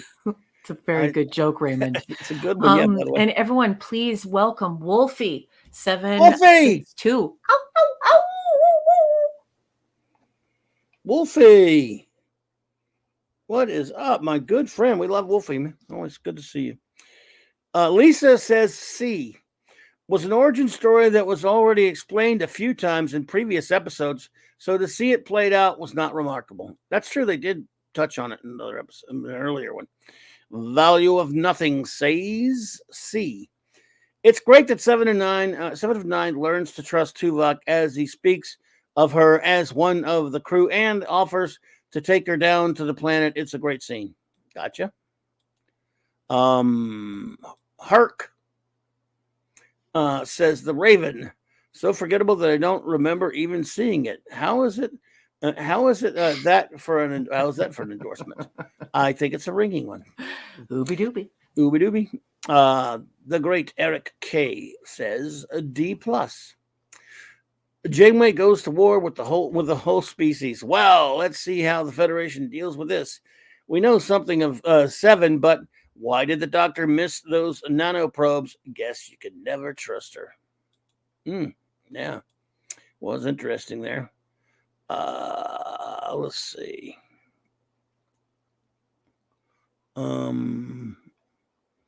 Let's see. We have some people didn't show up yet, or what? No ED. Let's see.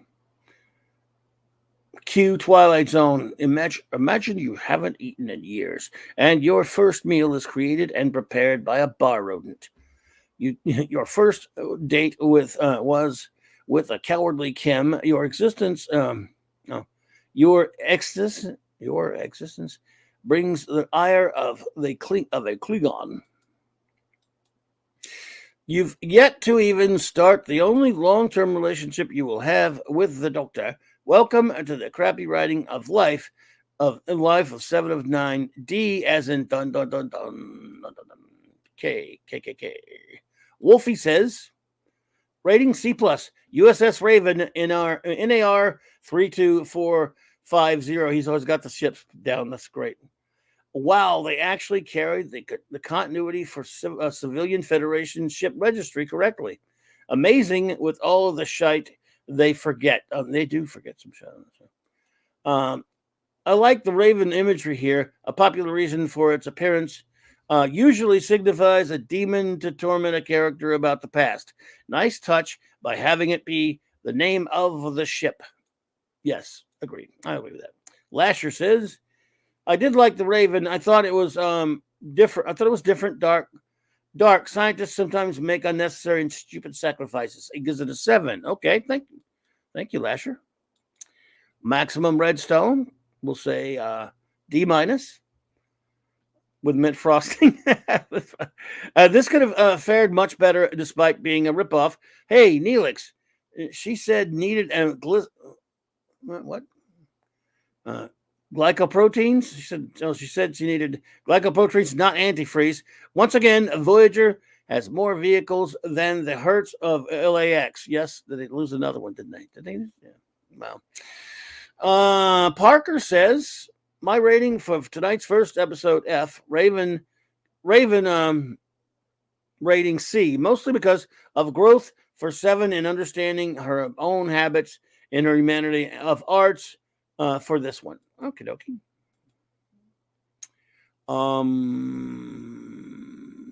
Classic Comics says grade C. The episode isn't bad, and it's nice to see Seven's origin.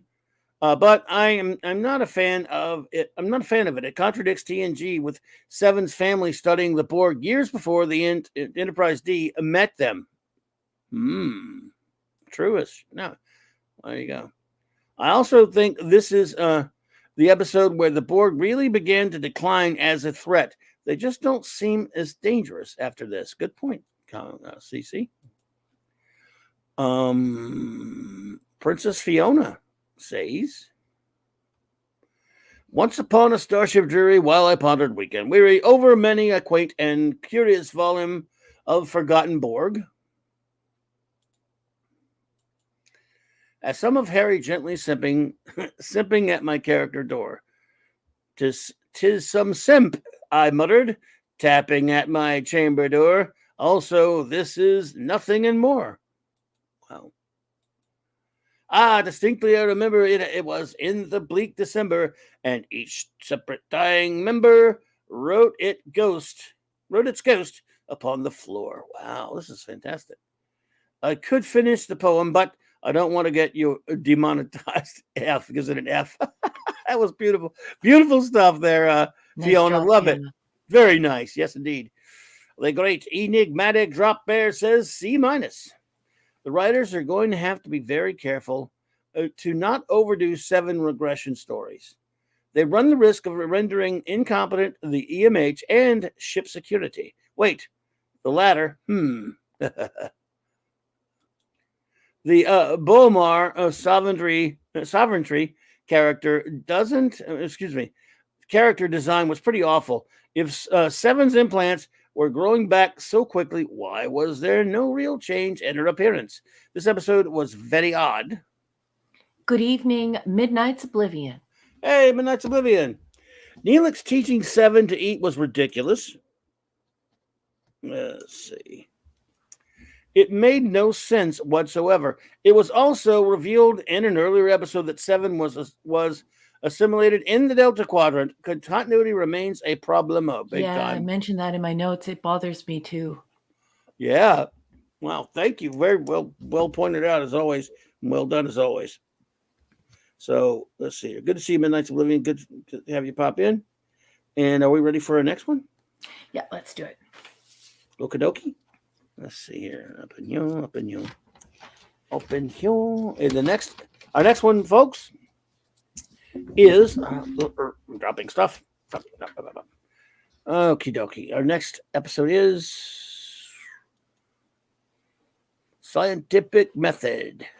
Yeah, the Scientific Method, on a show where Brian Fuller fully expects that adults don't realize that they swallow. Scientific Method is Season 4, Episode 7, Prod Code 175. We all first watched this on October 29th, 1997. I'm going to be reading from Wikipedia. There are 4 very long paragraphs, so let's just get to it. It's probably going to suck. Saddle up, lock and load. The crew of Voyager I said Wikipedia, right? Wikipedia. Mm-hmm. Let's stay copyright compliant. DJ Play Nice is here. DJ Play Nice! The crew of Voyager notes that Tom Paris and B'Elanna Torres have become intimately involved. Well, how could they not? They do it in the hull. While other crew members report small illnesses to the doctor, such as Captain Janeway, who has been suffering excruciating headaches, The crew initially attributes these problems to the effect of the pulsars, and they continue on as they appear benign. Over a matter of hours, Chakotay is aged several decades. Has aged several decades? Maybe, hello. Losing his hair and going blind, Neelix suffers spots all over his body and emits a strange odor. Yeah, like poo. The Doctor and Torres find that both have had their DNA stimulated by an external force and discover alien wiring imprinted on their nucleotides, like a barcode. However, before they can run further tests, Torres is overtaken by a seizure and goes into respiratory arrest, and the Doctor's program is shut down. 7 of 9 receives a coded transmission from the Doctor, and she meets him on the holodeck.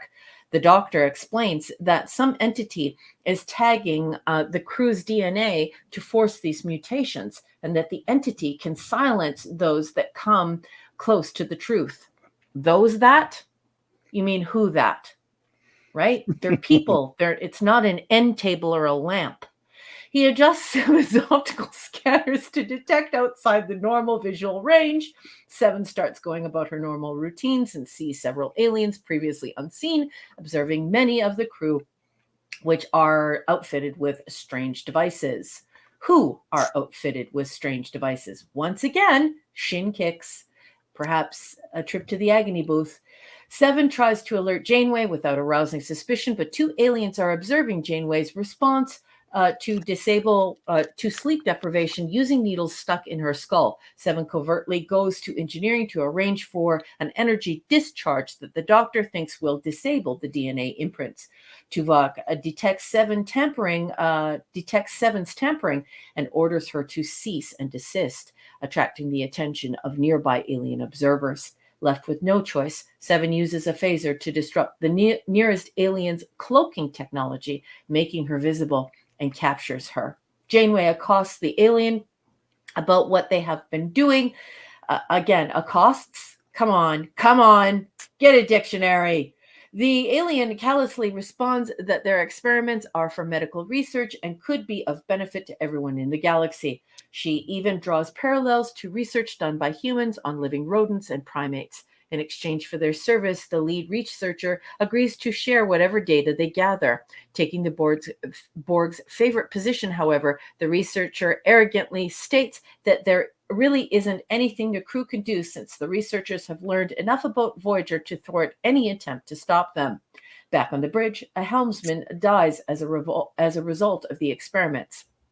Angered and slightly unstable, Janeway takes the helm and sets Voyager on a course between the components of the binary pulsar at full speed. The lead alien fails to regain helm control and threatens to kill the crew. Janeway explains that she is running an experiment of her own to see if Voyager's hull will crack if flown between the 2 pulsars. She invites the aliens to stay and watch, as there is a small chance that they won't be killed. The aliens choose to leave and beam themselves to 2 cloaked ships parked on the ship's hull. Both ships detach, but only one survives the gravitational forces. Voyager barely survives its trip between the 2 stars. The Doctor is restored, and he helps to remove the various devices and DNA imprints, returning the affected crew to normal. However, Paris and Torres, whose hormones were altered to heighten physical attraction, continue to become close friends after the affair. And wow, that was way more than needed to be said about this episode. Scientific method, Captain. Yeah, I don't know. I thought it was at least a mildly entertaining idea. By the way, let me caveat with that. Once, it opened up kind of clumsily with all the Tom and B'Elanna stuff. Mm-hmm. And I know it was setting that up for the whole thing you mentioned at the ending, how they're saying, was that their hormones being screwed around with and all this other kind of a test. It's kind of screw around, stuff like that. But one of the things that kind of struck me that made me laugh, and it's your fault, because I think you and you remember how, of course, you used to talk about supercasts all the time. Like, yes, no matter what happens, something going on, they're getting supercasts can get them out of it. Mm-hmm. Well, now is it Super 7? It is, because but at least he's better. But I mean, now that anytime they get into, like, for example, these beings were, of course, far more advanced, could do whatever the hell they want. But if without Super 7, they'd be dead, just like all those times that they would have been dead without Supercast. So maybe we probably ought to change that the Supercast thing now. Well, Super no, 7, because right? I accept But Super 7. Right, and The I do reason too. why I accept Yeah, no, I was Go going to ahead. say exactly what you were about to say, but I was saying it as it was kind of funny because she does get them out of a lot of scrapes over the course of the season. She does. Or the series, but I think she was a former Borg with a lot of information inside her head and abilities, so it kind of works. Whereas with Kes, it doesn't. It doesn't make a lot of sense because they just give her weird powers all the time. It And works not only with the weird 7. powers, but also the fact that she's a toddler. Yes. And You it know, works she with starts 7. out on the ship and she's only 1 year old. True. Yeah, there's that as well. So in this, I didn't mind it because it's 7, and I thought, but without her, they definitely would have been dead. They would have been, screwed. And but I actually found the episode to be, once it got going, mildly entertaining and kind of fun, and at least an interesting concept, and very kind of Trekish. It kind of felt old school Trek in the sense that it was dealing with an totally idea. agree. And I actually kind of liked the episode. I'm going to go out on a limb. Me too. And like it. So I do like the episode. I do. I like this episode as well. Cool. Who wrote this one? Notes? I don't like the. I don't know if I want to know who wrote this one. Filler guy. Story by Sherry Klein and Harry Doc Clure. Teleplay by Lisa Klink. Wow, Lisa Klink and Brian Fuller, both they just take poopy diapers. They take their adult diapers off and smear it all over Star Trek. Adult diapers. Okay, so Tom and B'Elanna are in love. Flowers. Oh, flowers. This is not Star Trek. These people are military personnel. They are astronauts on duty. This can happen when they're not on duty. There's no reason for this to be happening while they're on duty. Make this happen in their quarters. The idea of the crew being experimented on from an out-of-phase species is from TOS and from TNG. I believe it's Schisms again. It was like this week they sat down and watched Schisms, and they were like, "Hey, what could let's pull the bird out of Schisms, and let's pull this out of phase species." And of course, it's in TOS too. So this is a familiar idea. So if anybody ever asks you about that, it's because this same idea occurs in TOS, TNG, and Voyager. Anyway, the Chakotay and Neelix, a contest of illness and symptoms, is childish and distracting. This show is supposed to be for adults, right? So when Chakotay and Neelix are in the med bay together and they're arguing over what symptoms they have, once again, extremely childish dialogue, like you gave yourself a frontal lobotomy with a melon baller out of your eye socket. Like it's maddening. It makes me nuts. And the story is good, so just improve the dialogue. And you know what's really bad, folks, is that I'm watching Blake 7 on Thursday or Wednesday, and then I'm doing the show with Clubby on Thursday. And so watching Blake 7, where they're talking about the fact that they're talking about very high-minded philosophical ideas, and then you see Chakotay and Neelix arguing over who's itchier in the med bay, you just think to yourself, wow, this is not it's not Star Trek, and it's not good. Anyway, I love the new dark green cat suit 7 is wearing in this episode. I believe she only wears this the one time, but it's actually my favorite outfit on her.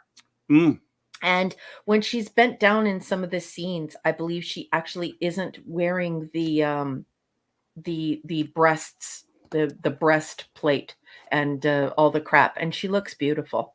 The green catsuit also ushered in a less constrictive corset, and I don't know if they reduced the helmet boobs. Anyway, Tuvok gets in trouble. 7 earns the trust of the captain and the crew. We have medical experimentation without permission, and then we have some discussion that leads us to thinking about the Nuremberg Code. And so that is quite nice. We have more romance with Tom and B'Elanna, and that's not so nice. And we have more CW than Star Trek. I don't watch science fiction for romance, and I don't really care if you do. Just it's super annoying for me. But overall, I really like the medical experimentation. I like that they're completely ruthless about it, and I do love that they bring up the Nuremberg Code. And as Clobby was saying earlier, this is a very Star Trek idea because this is the third time it's been done. But other than that, I think it's a solid episode. If you take away the childish dialogue that no adult should be listening to, like two adults talking like they're 5-year-old kids in kindergarten, and you take away all of these, romance BS. This should be a B, but it's not a B. It's just a C plus because once again, we have to put a whole bunch of crap into the episode that just doesn't belong there. It just doesn't belong. It doesn't belong. Well, I truly understand that. I'm going to give it a B minus personally. I think it is once it gets actually moving, because early on it was kind of stumbling a little bit with some dumb crap. Once it gets moving, and especially when we finally, see what find out, learn what the basic plot is. Mm-hmm. Anonymous Gamer just walked Anonymous Gamer, hey there. Well, good to see you, my friend. I think then it becomes pretty entertaining as an episode, and if you're not gonna be world beating or just like the greatest thing ever, be entertaining at least because that's what you're supposed to be. Mm-hmm. And like I said, if you can put some Trek into it, be entertaining and interesting, then I'm there. So I think they did that for this one. So I'll go with a B minus.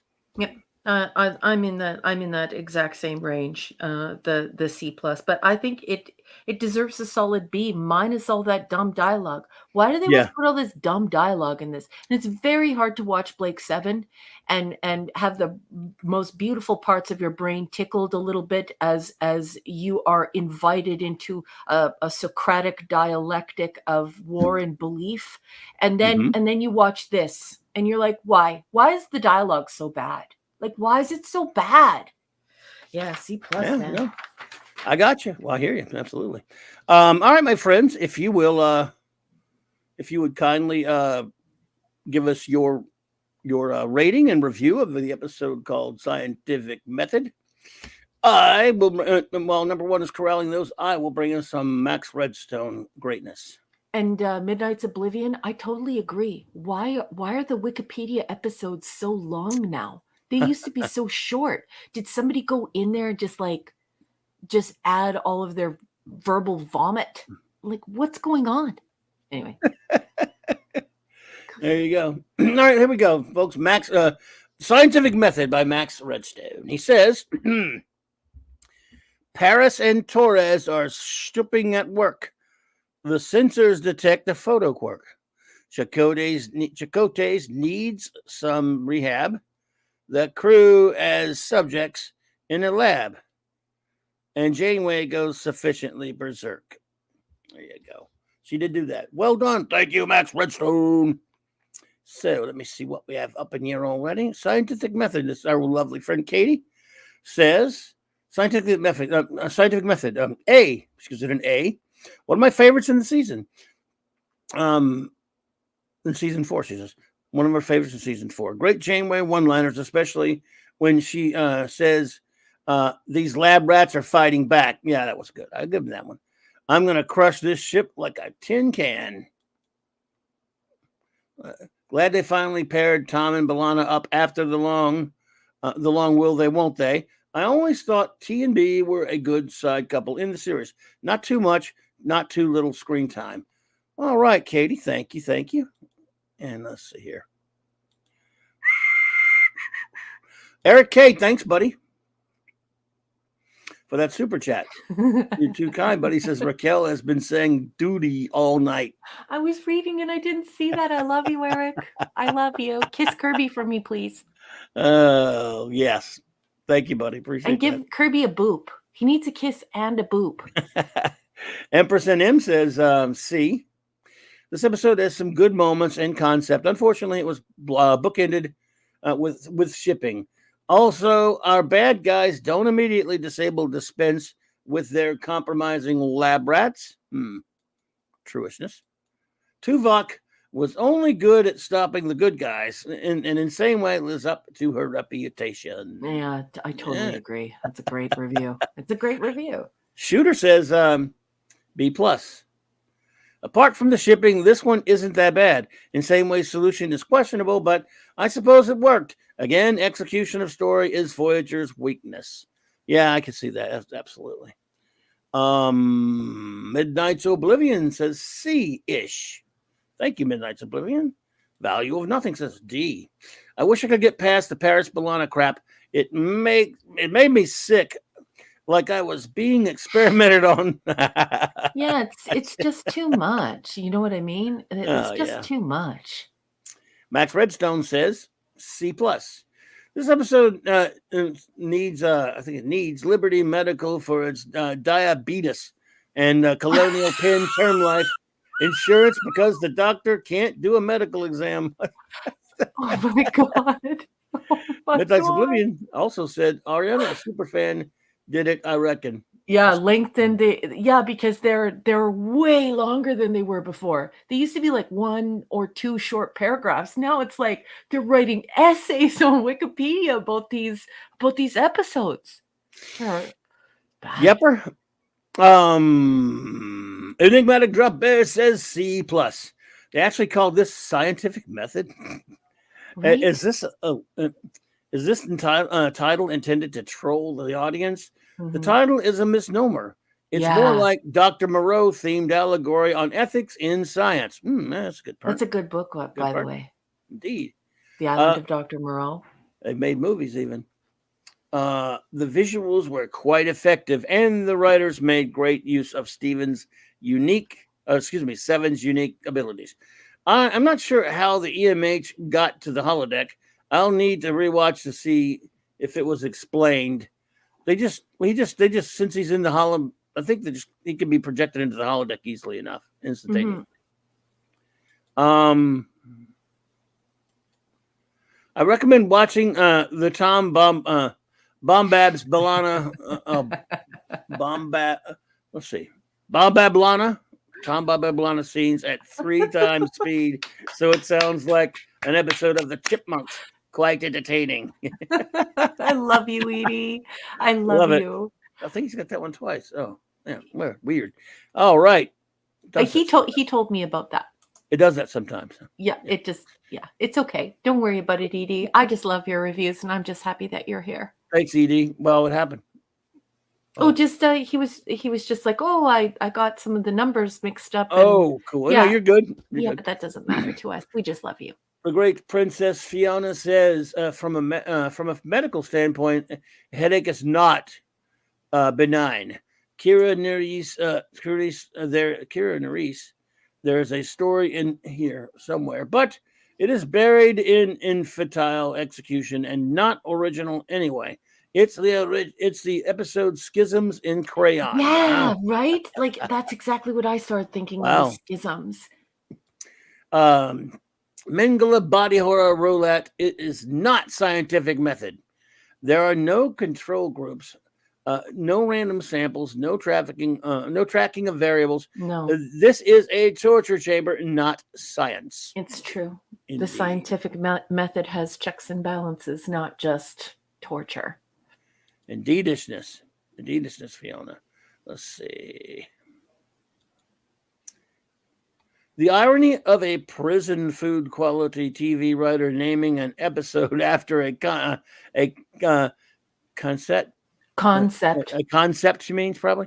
Concept that he couldn't even describe really sums up the entire Voyager debacle. Yep. Man. Let's see. Oops. There we go. I'm sorry. This would have been better as a horror episode with a bunch of sadistic aliens. Supernova escape. Makeda was stupid too. F minus. Wow. That's probably a negative review. Lisa says B. Sadly, distrust of Seven persists, but understandable. Luckily, the Doctor and Seven were able to save everyone. Yes. The experiments The The experiments exposed, I think, were fascinating, especially the needles in Janeway's head. Ballistic Janeway was scary and dangerous, putting the ship and crew in danger again. Everyone, Midnight's Oblivion, we've made him late for work. He says, crap, I'm late for work. I got to roll. See you all later. So everyone, he might not see your goodbyes until later, but everyone, please say goodnight to Midnight's Oblivion. Midnight's Oblivion, thank you so much for joining us. I enjoyed your company immensely. I'm sorry you're late for work. Now roll Good night, out. Midnight's Oblivion. Have a good one. Thank you for being here. Oh, where are we at? The great Eric K says C+. The show is getting better. Tambax is once again useless. The ship should have been destroyed. How do they get everyone back to normal? Stupid. Maybe transporters. Some things cannot be fixed. You actually made my eyes water. Hey, get some onions. That'll make your eyes water. Oh, that's funny. Yeah, Eric is just such a big Voyager fan, isn't he? You met Eric? RRTNZ. My review, bollocks. Recycled plot plus 7 taking on Data's role of saving the day, just being condescending. Doctor can magically restore status quo. Ugh. Also, Janeway unstable. How is that abnormal? Whoa, nice one. All right, RR. Thank you kindly. Oh, we got another one from ED. He says, Arm Briggs, I just corrected the numbering of my third part. Oh, okay, I got you. No big deal, sir. Yep. Not a problem, buddy. No. Addendum from Max. It says, addendum. Tuvok once again fails to detect a threat that was well within his brief to protect. Janeway has some pleasantly Kirk-like actions. Yeah, the last bit was very Kirkish. I'll give her that. The last 10 minutes of the episode are what make the episode great. Agreed. The rest of it, it's like, why is this even here? Totally agree. Absolutely. Fanty outside, he says a C. The only reason Tom and B'Elanna's inappropriate behavior makes any sense is, remember, they were both Starfleet washouts. Chipotle and the rodent engage in aches and pains, one-upmanship from Jaws 1 and 2. Yeah, that's a good point. It was from Jaws. I guess that's what they were going for. Maybe that was an homage. Okay. Them giving Insane Way a reason to act even more insane. Doctor and Seven have their first collaborative effort. Yes, indeed. Baba Doom 1 says, C. I'm fairly surprised. This week I liked all of the episodes, even though this was a very derivative of Schisms. I liked it. I may be ill. Baba Doom, I love you. I think you'll be okay, buddy. Michael Beacom says, C-. Nice to see them trying science fiction. Disappointing to see them fail at it. Trying to make Insane Way an action hero doesn't work. Nice try at justifying all the shipping as alien-induced. Yeah, I hear you, dude. Professor R2 says, remember that great episode of Star Trek where the characters compared their ailments like a couple of retirees in a home? Yeah, me neither. Professor R2, I appreciate you. Thank you. Yeah, unless you don't kill the deadly years or something. Jamalama says, my first episode watched this next one, so I have very little reference to. Just bear with me. I'm trying. So you just now started, is what you mean? Jamalama! Thank you, Jamalama. Thank you for trying. Thank you for joining in. Thank you for being a part of it. Shooter Adaboo are the writers putting us through experimentation with their stories to see how long it takes us to break. Yeah. Wait, they're not smart enough to pull that off. Wow. Yeah, imagine if there was some purpose to all this. He said, Princess Fiona, great review, especially part 3 and 4. I accept confirmation bias on my part. Fiona says, you F with my scientific method and you get a bad grade from this professor. Hail yeah. There you go. Okay, I believe we may be ready for our final episode of the evening. What do you think? I think we are. Just let me bring it up here. I'm gonna go get some water. Okay, I'll you be go right ahead. Back. You just Eric's here. We'll be okay. And now I can't believe that I have to read this. Literally, like I think someone went in and just made the Wikipedia articles longer And they're all so poorly written. Anyway, Year of Hell this is part 1. This is season 4, episode 8. This is production code 176.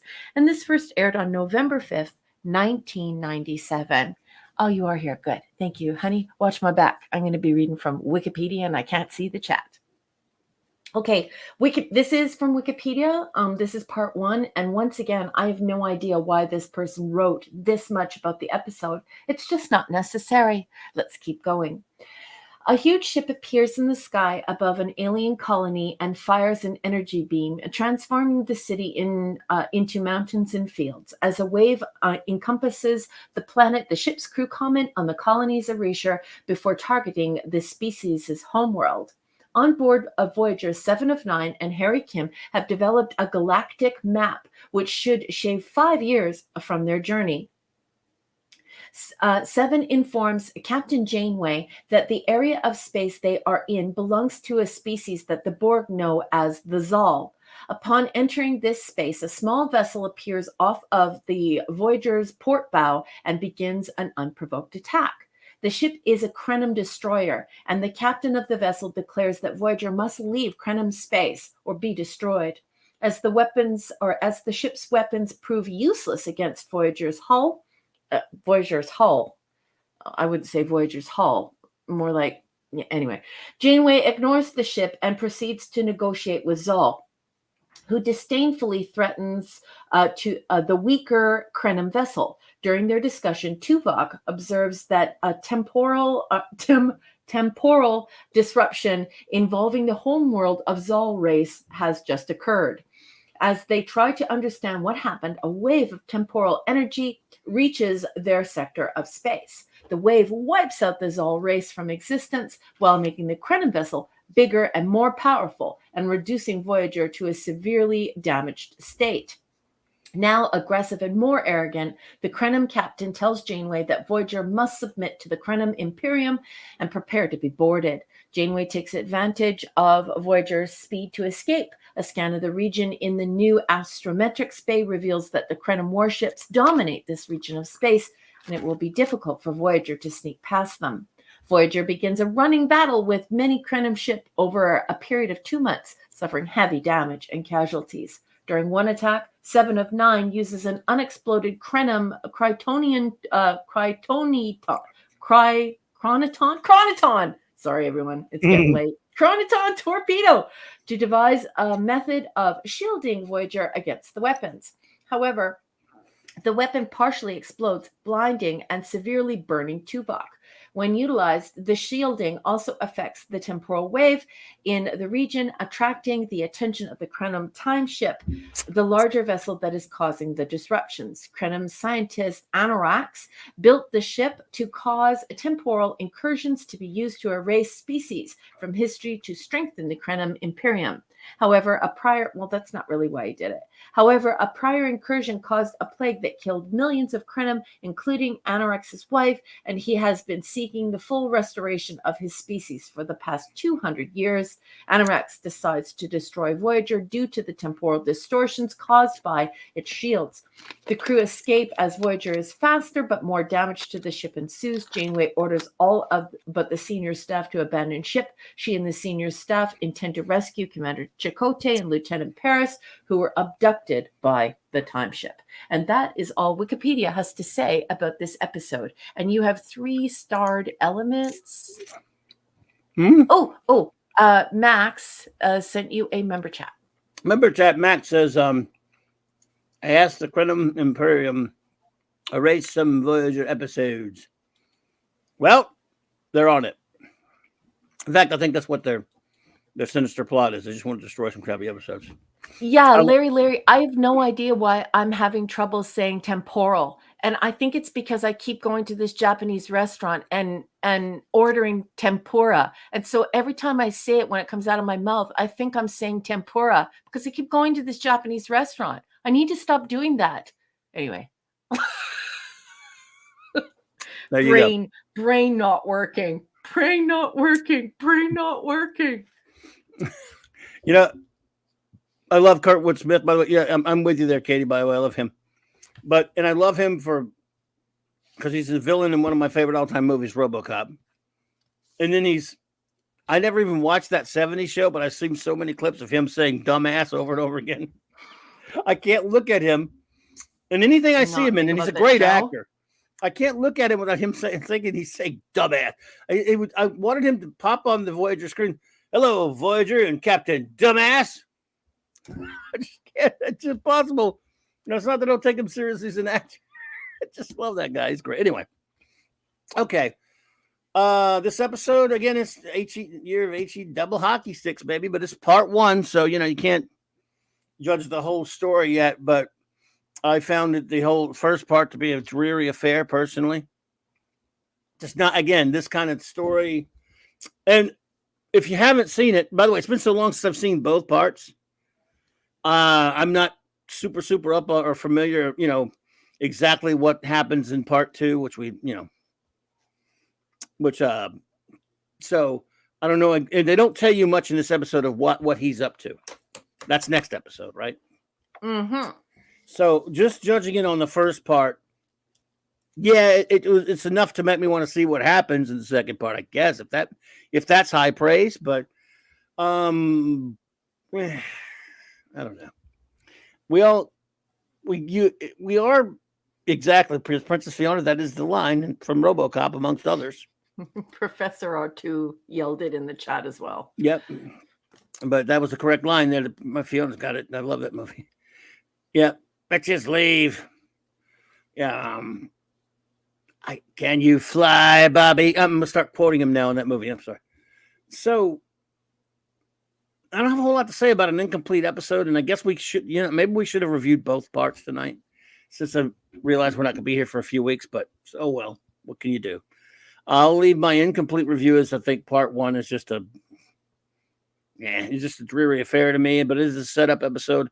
I will leave it in the capable hands of number 1 to give her notes on part 1. Yeah, so Kathy got her ears lowered. This is a major haircut, and she's not wearing hair pieces anymore, and I think it's good. The timey-wimey, slimy, grimy, temporal flux, Lasai, not interested. Did I say tempora? So I'm Doctor Whoing you. I'm rubbing off on you with Doctor Who, though, because of the timey-wimey thing. It's terrible. Yeah. Every child knows that that rewriting the past destroys reality. So this is a kid's show then. If you keep rewriting history, you undo reality. Now Voyager controls the future and the fate of trillions. And another thing is she didn't listen to Cass. And this is a multi-world genocide. So I think they overshoot here considerably. Chakotay suggests Voyager shouldn't attempt to save trillions of lives on multiple worlds. We're also talking about wildlife and species. And remember, wildlife and species are how we develop medicines, right? Our medicines come from our jungles. Our medicines come from life. They don't just, anyways, it's just a bizarre... It's just a bizarre way of handling science. Once again, I just don't believe this. B'Elanna is nearly killed with catastrophic injuries in back-to-back episodes, but nothing. I also don't understand why they don't just leave Krenim space. The charming intimacies that are speckled throughout this are not enough to excuse the premise of this episode. At no time, and this is my final review, at no time do I believe the Krenim would allow the murder of trillions of people under the command of one man, and that there would be no mutiny. So it's very important. So we have to assume that this man is able to work independently and do this to people. Trillions of people, all these life forms, so all living creatures, plant life, everything, the destroy all of the evolution on all of these planets, and that no one in the Krenim empire has anything to say about this. So how are they existing? Because they would be alive and then dead and alive and then dead, and he's been doing this for 200 years, and there has not been a single mutiny. And this is also bizarre because at one point they get like 98.9 or whatever percent, wipe everything out, everything has been restored, and they're all happy about it because this is the first time this has happened in 200 years, and there's still no mutiny. I don't believe this. I mean, Catherine Janeway couldn't get through a near mutiny for the first, like, how many, 10 episodes, season 1. So I just don't believe it. I just don't. At no time do I think that one person would be able to get away with this. We're talking about trillions of life forms. We're talking about billions and billions of different types of plants, trillions of plants, insects, animals on all of these planets. This person would be hit over the head within the first year. It wouldn't be 200 years, especially anyway, it's just ridiculous. It's 200 years. No. Well, was that explained in the first episode though, or was that all stuff from the second? No, that's in the first episode. Okay. Man, maybe I fell asleep. No. I haven't seen it in a long time. That I watched it today, and found it to be just all the stuff on Voyager to be pretty dreary stuff, personally. Mm-hmm. So I didn't get really into it. Maybe I just don't pay attention sometimes. All right. Well, so it's incomplete because we're not reviewing the second part for a couple of weeks actually. So what is your review your rating of part 1 of Year of HE Double Hockey Sticks? Yeah, I think this is a C-. I go a little bit light on this. I don't know why, because I don't like the time travel, timey-wimey stuff. I absolutely hate it. And like I said, I don't believe that the Krenim people, even on that ship, would be allowing this to go on for 200 years. And also being a part of the slaughter of trillions of beings and trillions of life forms. I don't believe that. Gotcha. I just don't. And I'm like way too tired to even explain why, but it's just dumb. And so it's a C-. Okay, well, I'm gonna give it a D for dumbass, but only because I like the way he says dumbass. I'm kidding, everyone. I'll give it a D+ for the dumbass plus about that. So my dear friends, please let us know what you thought of. Give us your ratings and any words you may have about the episode from Year of Hell Part 1. And you have 2 weeks to concern yourself with before you have to concern yourself with Part 2. We have our wonderful friend Katie has her review of it right here. She says A. She gives you part 1. What happened? It does that sometimes when you click on the star. It's quite annoying. I'm very sorry that happened. No biggie. We got it. Katie says Year of Hell. Gives it an A. She says a very moving episode and a New Year's tradition to watch. Oh, cool. I thought the story of Anoraks is a great anti-hero story in Star Trek, especially with complexity and believability. And they truly don't write the action leveled off with humanity moments anymore. I see what you mean there, though. Everything is either one or the other, but Voyager did it flawlessly. The watch scene is also moving. Good acting too. Thank you so much, Katie. Appreciate that. Love you. And let's see here. It's just dawned on me. This is our last episode to review in 2023. So let's get all these in there. Everyone, please get your say. Max just put in the chat that he asked you to check your email. He sent a limerick for this. Oh, I didn't see one. It wasn't. And then he put "Don't be a blank" in the chat. Well, it wasn't with the first one he sent. Is there a second one, Max?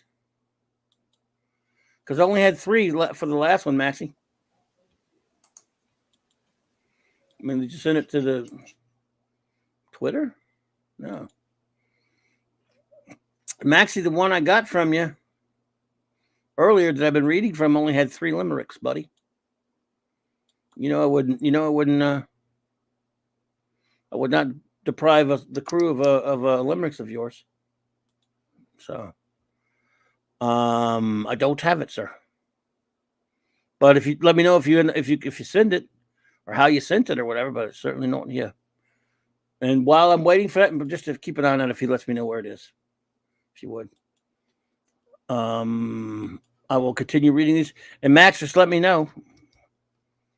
But Michael Beacom says, cannot rate yet. Tried to watch this one twice and fell asleep both times. Obviously, I'm not impressed or engaged by this, but the moment time travel came up, I'm out. Well, yeah, I understand. Value of Nothing says, B, great tragic story and one of Trek's great villains, rather. But it certainly didn't need to be two episodes. Oh, okay. Okay. I got you. Fiona says, tempura is a cure for anorexia. Problem solved, Clarence. And she means he is Clarence Boddicker from RoboCop. I don't know his name on that 70s show. I'm seeing number 2 of Max. I don't see his number 1 though. It could have been a burp in the chat. I could go back and check. Okay, it's at 1. 2 is at 1. I mean, at 11. I think it'd be 10:31 for you. It's 11:31 for me. All right. Well, in that case, enigmatic drop bear. We'll take a timeout while you're looking for that because Max now has sent it to me. Thank you, Maxie. Max's first one isn't here. Oh, you said what's that? It's not here. Max, your first review must have got vaporized somehow, dude. Yeah, because number 1 can't find it. If you could, no, it's not here on this side of StreamYards. Gotcha. It must have got vaporized somehow. That happens. Or StreamYard, not StreamYards. StreamYard. Yeah. Anyway. Well, while Max, if you can get that first review up there, we'll hang on to your other one. In the meantime, here's Max Limerick's. Max's limerick for The Year of Hell Part 1. He says, okay, he sent me his first one, so I'll read that in a minute. Thank you, Max. He said, wow, and it looked like it made it on. He said he's a wrench. He made it on there. He screen capped it. Well, so, it's not here on my side of StreamYard. It's not. Like I'm staring at it right now, and what I see on my side is Princess is who's ahead of him is Princess Fiona. And all right, that's fine. Well, I have it here, so. Who else? Hold on. I'll tell you what I'm seeing on this. I believe you. It's not, but no one's questioning you. We hear you. It just happens that way. It's it is wonky YouTube and StreamYards. So ahead, it's like I have Katie at 10:30, and then I have Jamalama, then Michael Beacom, then Value of Nothing, then Princess Fee, and then I have Max 2 out of 2. I don't have anything before that. After that, it's well. Okay, I believe you. It's just par for the course with these idiots, but I have his. So here's his limerick first, of course. Crinomanarax makes changes arrive. With his temporal incursions, he'll dive. Is he a dumbass in space? He'll wipe out an entire race, but he's still pissed his own family he couldn't revive. Whoa, where you go? That's a little peek of the part 2, isn't it? Anyway, okay, here we go. Part 1 for his review, he gives it a D. He says D for dumbass. This was written by Brandon Braga and Joe Manoski, yes, who are dumbasses. The critim are arrogant dumbasses.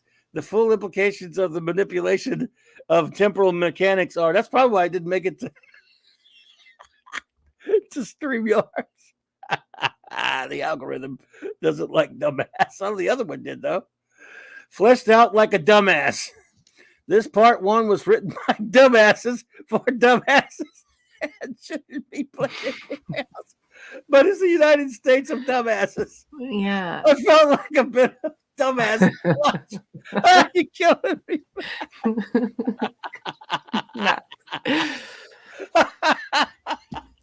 Oh, I'm sorry, everyone. No, if you liked the episode, that's cool. A lot of people liked it. I don't care.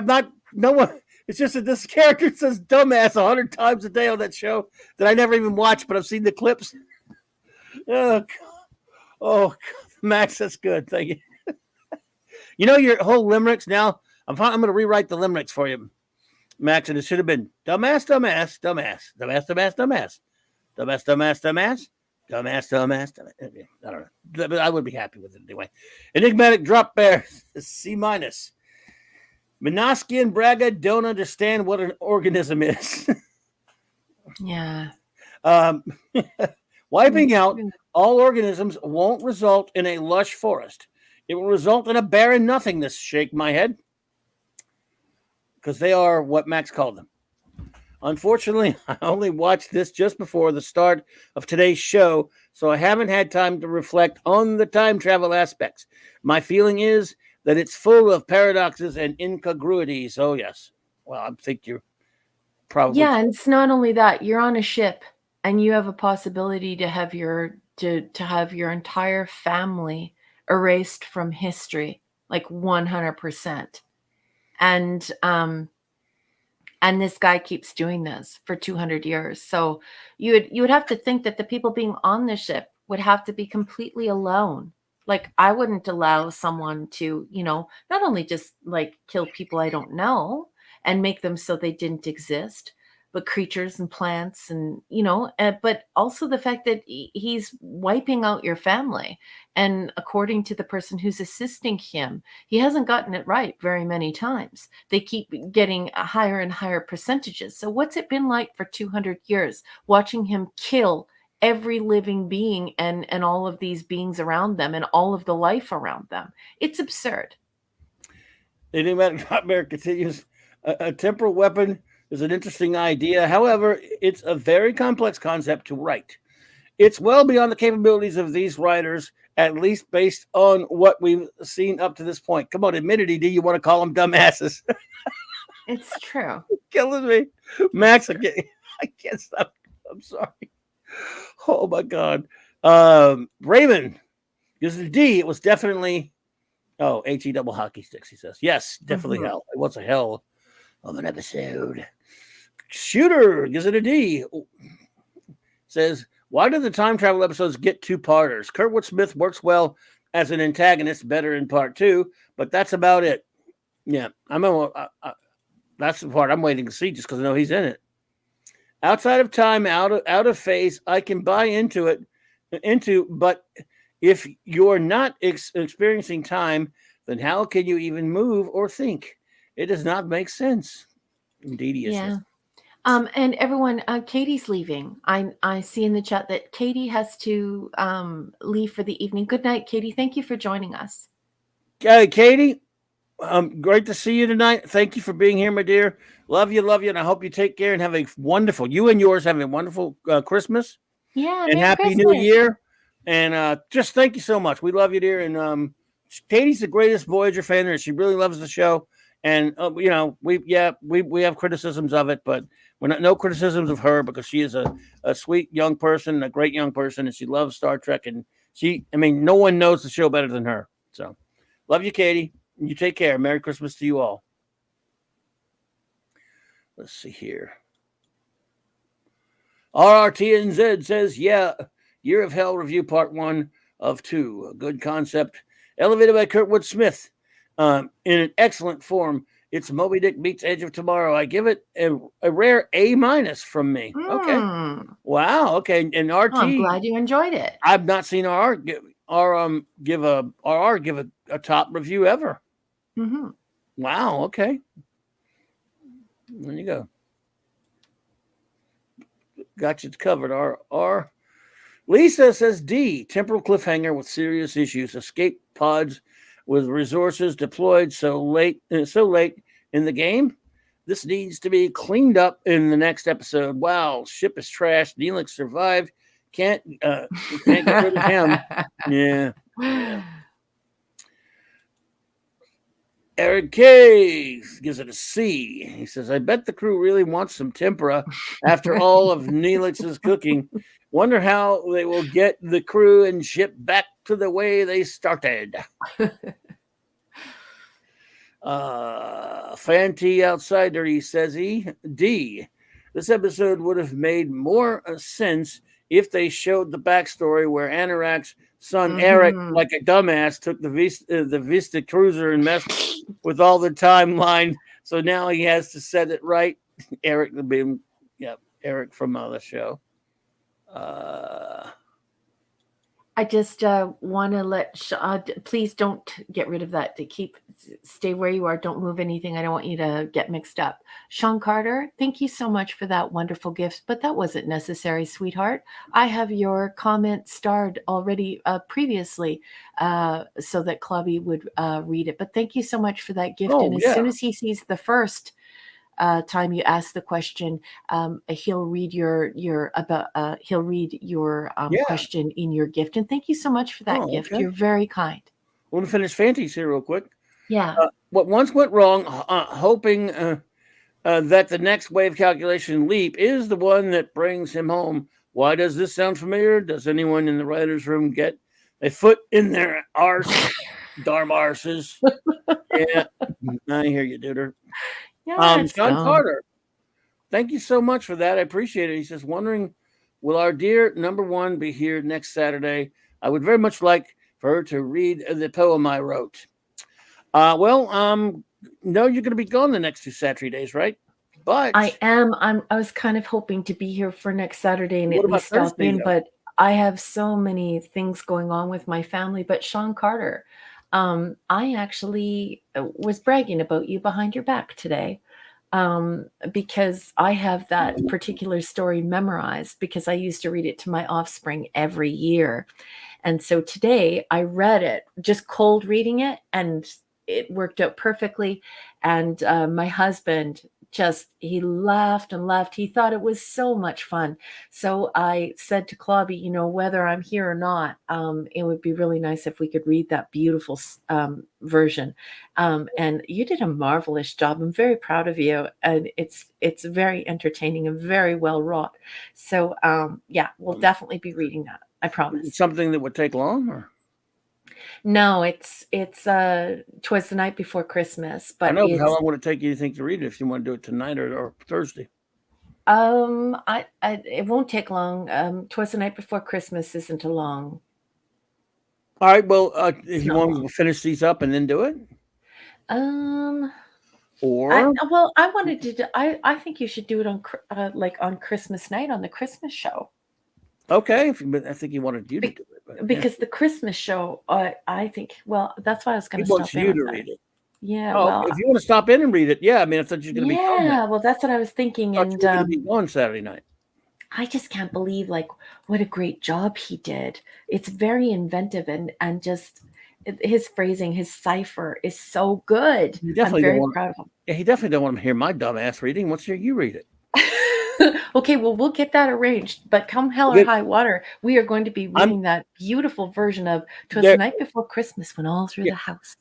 There will be a show next Saturday night. It just won't be a review show. It'll still be Saturday Night Star Trek. Sean, I will be on. Sean Carter. All right. Bob Doom says, I give this C. Mainly for Kurtwood Smith. Kurtwood Smith it is, actually. I didn't like Mrs. Columbo deciding to go headlong into space. The Voyager has been told they're not welcome and is an obvious war zone. Yep, I hear you. RT&Z. Oh, part 2. Oh, well, part 2. Oh, part 2. Okay.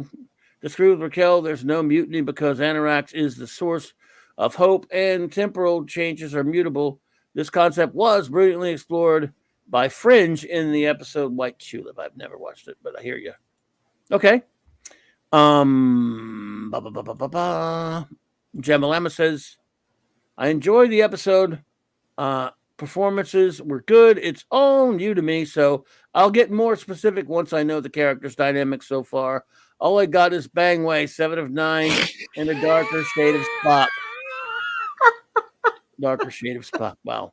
Jamalama! All right, Jamalama. Well, I'm glad you're watching it, and I'm glad you enjoyed it. Sean Carter says, I give this one a B, not to disagree with Clobby or dear number one, though. This episode delivered for me. Good acting, set up, part 2, and great twist at the end. First of all, you could disagree with us all day long. Doesn't change that much. Doesn't change a thing. We love you no matter what. We love anyone, disagreeing or not. Except for Mark D. He's not allowed to disagree because he gets shin kicks if he doesn't. No, just kidding. He's not here, so we can make fun of him. Actually, we make fun of him when he's here too. So I can let the timey-wimey stuff go because it was contained in the episode and served to tell what was ultimately an interesting arc for the antagonist. Well, I thought the acting was good as well. That's why I gave it a C minus. I couldn't go for a full D or a full F on this one. I thought the acting was good as well. Yeah. I just really don't buy it. If I'm on a ship, am I really? I'm looking down at a planet filled with billions of people, and then it amounts to trillions of people in all the surrounding worlds and all of the life forms to disturb all of that evolution, all of the life forms. I mean, you're even changing the nature of medicine and scientific advancement in your species and millions of others. I don't believe anybody would stand behind someone with their hand on their shoulder and say, yes, sir, to that. That's my family down on that planet. That guy's going down. We're going to put him in the brig. That's the guy that, you walk over to him with a bunch of officers and you get him down on the floor and you put him in the brig.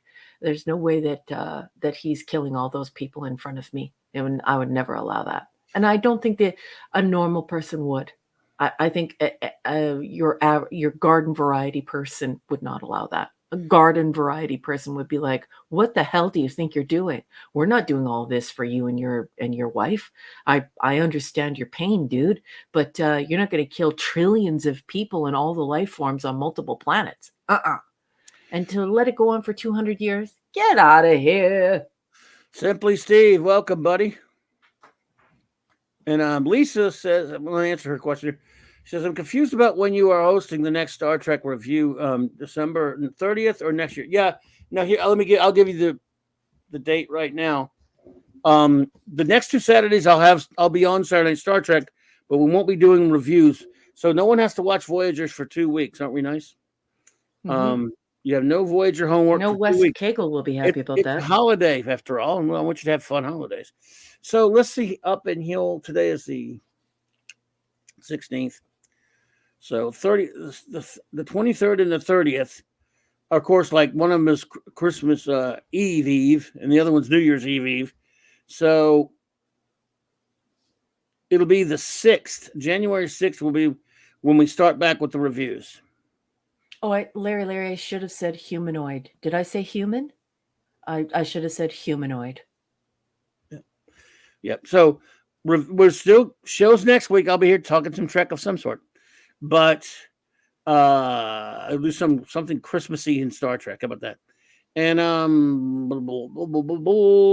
the 6th, January 6th, 2024, we will resume our Voyager reviews. And we'll start with, of course, Year of Hell Part 2. So you got a lot of time to digest that one, and you got 2 weeks where you don't have to watch any Voyager unless you just want to. Of course, we can't. We're not Simply Steve just walked through the door. How the heck have you been? Hi. You didn't hear me yell him out just now? No, I didn't. I'm reading what everyone says in the chat, and sometimes I go back and I reread the different conversations, and I totally missed that Simply Steve is here. Oh, my goodness. Hi. Well, he is. So we are done with, oh my God, we are done with all of Voyager for this year at least. Good. No more reviews of anything. Good. We're now on vacation. We're now on holiday vacation. No more. We have to review, and we're not reviewing anything on this week either because of the clubhouse. So no, we don't have to review anything next week. You can watch whatever we want if we want to watch anything, or read whatever we want. I got some things I got to read to review, some comics from other channels, but in my channel. But we don't have to watch Voyager for 2 bloody weeks. How about that? I like Jamalama's comments. This is what I'm talking about. Like when you start to unpack it, Janeway deploys all the pods. Well, they're not going to be safe in those pods if this guy's going around, changing the timeline, and now they don't have the shielding for the temporal shielding crap that was invented by 7 of 9 as she was reading their schematics as she encountered them. So if all those people go out into the pods and they're all in space, they're not getting that shielding. So now they are subject to the changing of history over and over and over again. So yeah, it's Jamalama. That's you think you're thinking exactly how I'm thinking. It doesn't make sense, and I don't think that many people would just sit there on the ship and let someone do that. They just wouldn't. Deediousness. Well, even cockroaches protect their young. I mean, they sometimes eat their young, but even cockroaches protect their young and protect their families, right? Rats take very good care of their families, and they protect their young. Even animals, insects, protect their own. So I just don't buy it. There you go. Well, there you go. Well, my dear friends, we have. I just look. It's Christmas upcoming anyway. We start Christmas week. It's the holidays coming up for a lot of us, and I just want to say, and then, hopefully I'll talk to you all for the rest of the week. But I've got you here now, the big crowd that we always have on Saturday Night Star Trek. This is our last review show of the month. I'll still be on next week, but I know people are going to be all over the place. It's a Saturday night, and the next day is Christmas Eve, and you got Christmas right. I mean, so you never know who can make it, who can't. If I'll be here, and it'll be Saturday Night Star Trek. So we'll just, like we do when we don't do a review show, we'll just goof around and just talk about whatever Trek comes up, because Trek is lovely that way. It's never, I should say, there's always something to talk about when it comes to Trek. Open Trek talk for 2 weeks in a row to go into each holiday that's coming up. I love these holidays, so there will be that. But as far as reviews, you've all been just so fantastic. I mean, all year round. Coming here, it's 3 years. Mighty Zarquan, look who's here. You can make fun of me even if I'm here. That's okay. Oh, now it's no fun. Now we can't talk behind his back. Damn it, Mark. Damn it. What's up, I have a great holiday / Christmas concert tonight, so got home late, but I figured that I'm glad pop in and say hi. Wish everyone a merry Christmas, happy Hanukkah. Yeah, I was just telling everybody this is our last review show of the year. Yeah, I'm not going to be on the next 2 Saturdays, but still have some fun, right? Yeah, and that means they get 2 weeks vacation from Voyager. Did I miss 4 excellent episode reviews tonight? I mean, we gave them all A pluses. All were A pluses. Number one, Joe gave them all A pluses. I gave them D's. Okay. Well, I do have that clip for you that. Oh my! You were looking. Well, I have one. It's a short. Yeah, just a couple of seconds. But I know you were looking for that that last episode tonight. So let me load it up here. I'm loading it up. Let's see if we have room in the. Oh, we got to take one off. All right, take one off. It's good. I'll take. Keep your eyes on the road off here. Let's. We have too many clips here. And hailed everyone in the chat. Let's see here. Here we go. This is not directed at anyone in particular. It's because you're a dumbass.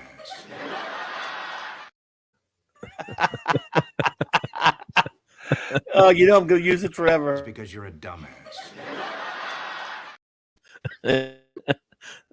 It's because you're a dumbass. I never get tired of it. And he did it in every episode. I like one of my favorite quotes was when he says, "Bad things happen to you because you're a dumbass." Yeah, I took that part out so it was short, but yeah, that's fine. yeah. No A's from Lisa. No, I'm just kidding.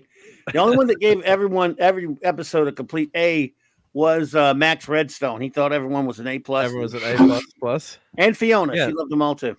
Wow, no A's from Lisa. No. Usually she gives at least one A for the week. Yeah. Actually, Max had me killing myself laughing because he wrote dumbass 100 times. Well, I didn't get to watch the last episode. Is that the one where the ship gets almost destroyed and they all launch into the pods or whatever? Yeah. Yeah. It's been on like 35 years since I watched it, but yeah. It's been a while. Year of smell. The unit of smell. Mm-hmm. But that's what Voyager should have had more of, the ship getting damaged and destroyed and gradually getting worse and worse and worse. I'm not saying that I don't remember if that was a good episode. I'm guessing it wasn't from what everyone was saying. But the ship should have really shown wear and tear, not the stupid loss of power consumption, but just things that they can't replicate or would break down or certain things, but not lack of energy. I mean, yeah. Yeah. Well, what can you do? We got through, and one of the things I was saying is, you realize that now we've just come to the end of 3 years. 3 years of reviewing all of Trek. The 735 is number one stepped it, and we've still got. We should be able to have them done by the end of next year, right? I mean, Voyager will be done, right? We're going to be done before the end of the year. We'll have completed our mission number one. Yay! Of next year. How about that? Wow. I think so. I believe it.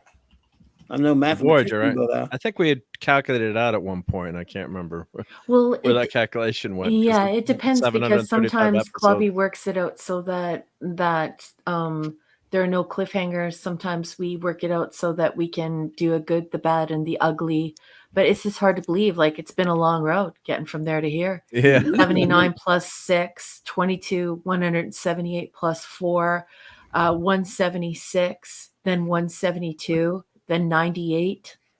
Like, that's a long road. Getting from lemon pie. Yeah, it's been fun. Lemon pie.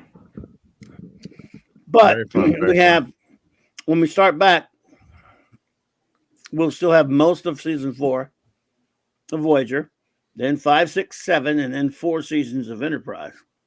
Yep. And then Disgrace 3. No, just kidding. Well, I'm not you'll be doing that on your channel? I'm going to get 3 people to watch. Enjoy. No, I'm not going to be participating in that. I tried. I really tried. You lasted 1 episode? No, I don't remember. I think it was like 5 or 6 into the disco thing. And then I was like, I have no idea what this is, but this isn't science fiction and it's not Star Trek. Gemma! Gifted a membership. Thank you so much, Gemma. Appreciate that. What do you mean, simply, Steve? How do you know I was eating something? He was eating clams. No, I wasn't. Those clams. Were you eating popcorn? I was not eating popcorn. Yes, you were. No, I was not. Not now. Not that. There's clam pizza on the menu tonight, and I didn't order it.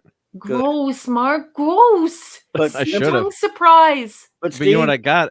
Oh, go ahead. No, I was going to tell him I was actually eating a jelly baby, if you must know. Jelly baby. There we go. That's a proof. I was having a jelly baby. The doctor gave me one. I got the squid ink pasta. Disgusting. Squid ink is a delicacy in Italy. Yeah. Squid ink pasta.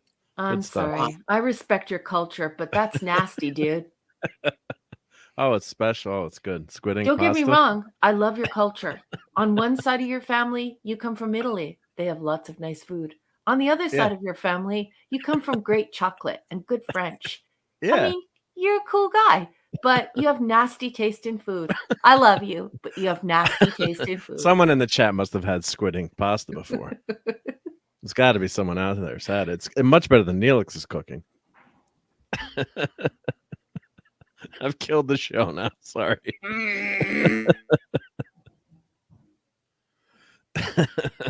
I wonder if the Doomsday Machine would eat squid ink pasta. Well, like, why can't you eat the yummy things from Italy? Oh, I eat those too. Yeah, but the squid ink I eat those too. So you admit it. I eat everything. Have you seen me lately? Of course. Jonah Hex. What's up, babe? I don't like the aftertaste of squid ink pasta. Oh, so you've had it before too, right? Or pasta. Or pasta or pasta. Whatever. Pasta. I hang around with Americans, and so now when you take the Canadian accent and you mix it with the American accent, it's just messing with my mind. Only British people call it pasta. Pasta. Well, there's pajamas and pajamas, and now I say pajamas because I'm friends with all of you. And so now when Canadians hear me say pajamas, they're like, "What the hell's wrong with you? You from America?" And I'm like, "No, just all my friends are American." So we I say jammies. We say jammies or underoos. No, underoos are gaunch. The squid ink pasta actually looks kind of like ga. Actually, when you look at the it does, and it has a gross aftertaste. Yeah, I wonder if they use that in the movies. They probably do use it for gach. Gach. Yeah. Gach is best when served live. But you're eating it like a patach. Right? Good stuff. Yeah. Good stuff. You're eating barbecued torg next. So was there at least meat on it, or did you just have gross Well, the shrimp. squid ink? No, with shrimp. Yeah, with shrimp. Yeah. Shrimp's not meat. You should have had some meat on it. And Sugo. my better half had scallops. Yeah. Sugo is so good. You could just take cheesy garlic bread, and just dip it into sugo all day long. Just stick it in your face. That's how you pronounce it, right? Or is that an anglicization of sugo, right? I don't know. What is that? That's the bread, or that's the no? Sugo the sauce? is like sugo. Isn't that how you refer to the sauce that has like the pork and the beef, and it's a red sauce? So it's like, I'm not sure how you pronounce it. I think some people say bolognese, but Bolognese I think sauce, there's a difference between Bolognese. sugo and bolognese, because I believe sugo is more like a gravy texture, but I don't know. Anyway, I'm not Italian, man. I'm not Italian. I did my DNA. As it turns out, I'm like 100% Irish, like 100%, like to a ridiculous level. To like, there's a 5% of me that's not directly from Ireland, and the DNA people call it the other 5%. The DNA, the geneticist who did my DNA report said that it's the Celtic refuge. So even the other 5% is just another part of being Irish. So 100% Irish. Nice. Well, there you go. Very All good. right, everybody. I think we're about ready to wrap it up. Yep. Are we not? Yep. Okay, number one, closing words for your final Saturday Night Star Trek of the year. Oh. It is. Hail to the chat. Thank you so much for being here, everyone. This was a difficult stretch of episodes to get through. These 4, they're annoying. And so I thank you for expressing the good, the bad, and the ugly with us this evening. I want to thank all the wrenches. Good night, ED. Thank you. Oh, good night. Looks like ED might be checking out. I just want to say that real quick. Okay, good night, Enigmatic Drop Bear. Thank you. Happy Christmas. You're from Australia, so I will say Happy Christmas instead of Merry Christmas to you. And thank you for everything this year. Okay, so yeah, I just want to thank all of the wrenches for all of their hard work tonight. Thank you so much, especially Eric. Eric, thank you so much for always being here for me. It means a lot to me. Kiss Kirby for me. Hey, do you like science fiction? I write science fiction, and you can buy it at Barnes and Noble, and you can buy it at Amazon. And at Amazon, you can even see if you like that kind of writing, which is classic episodic science fiction, because the stories are only 99 cents each. And I have some patrons that I need to thank: Larry, Tony Stark, Sean Carter, Shooter, Gwagnar, Dave C, Chris Persia, Scuba and Leslie Pete, Eric Kane Kirby, Enigmatic Drop Bear, Michael and Cassandra Beacom, Mark D with a C, Anti-Derivative, Jill, Maximum Redstone, JT Kirk, Diamond Glenn, Lord and Lady Thoth, and of course Little Lance. Give him little chin scritchies and a boop for Kirby, Rob Altus, Tyler, and everyone else who follows me. I'm aiming to get that book out very early. My new book, I'm aiming to get it out very early in the new year.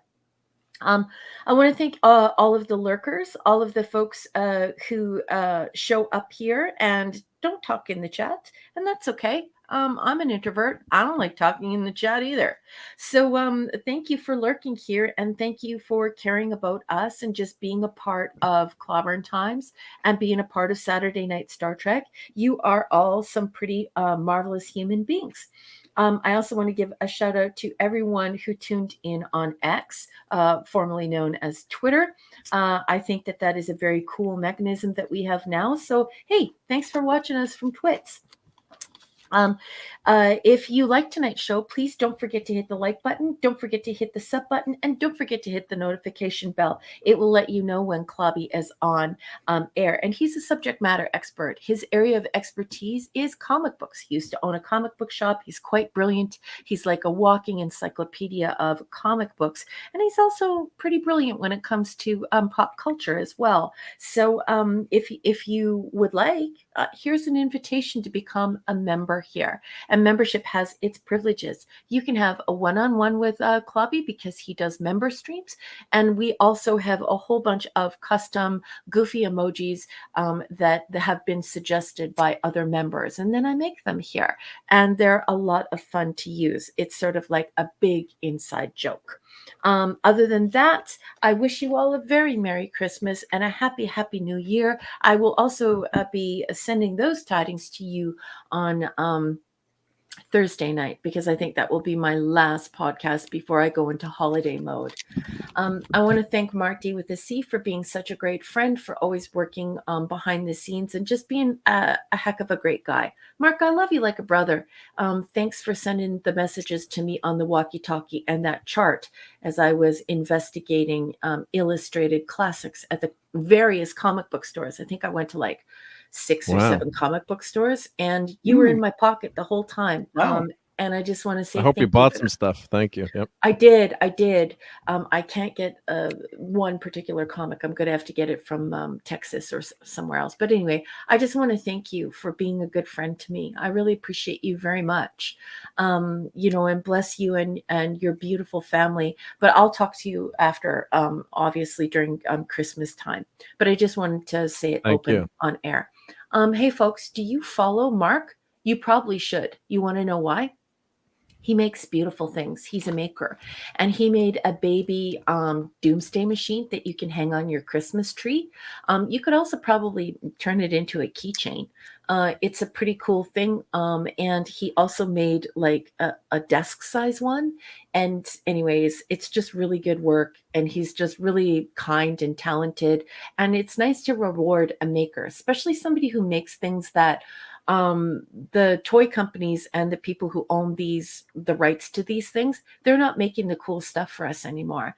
And Mark made something super cool for us. So we call it the Killer Cornucopia. So no one will bug him about it, but you should head on over to his Twitter. You should head on over to his Patreon, and you should head on over to his YouTube. And I'm tooting his horn for him because he's a super nice guy, and he's super modest. He's a Boy Scout leader, and he's a family man, and just a really kind person. And so I like everyone to know how talented he is, and he could sure use your support as an independent creator and maker. And last but certainly not least, Clubby, thank you so much for having me on your show tonight. Thank you for creating this space for us to celebrate Star Trek together as Trekkies.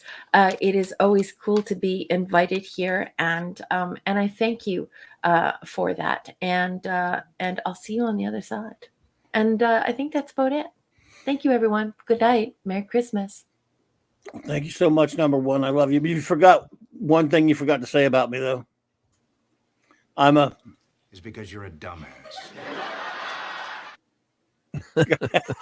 We're in trouble with that one, I think. I didn't get to see it.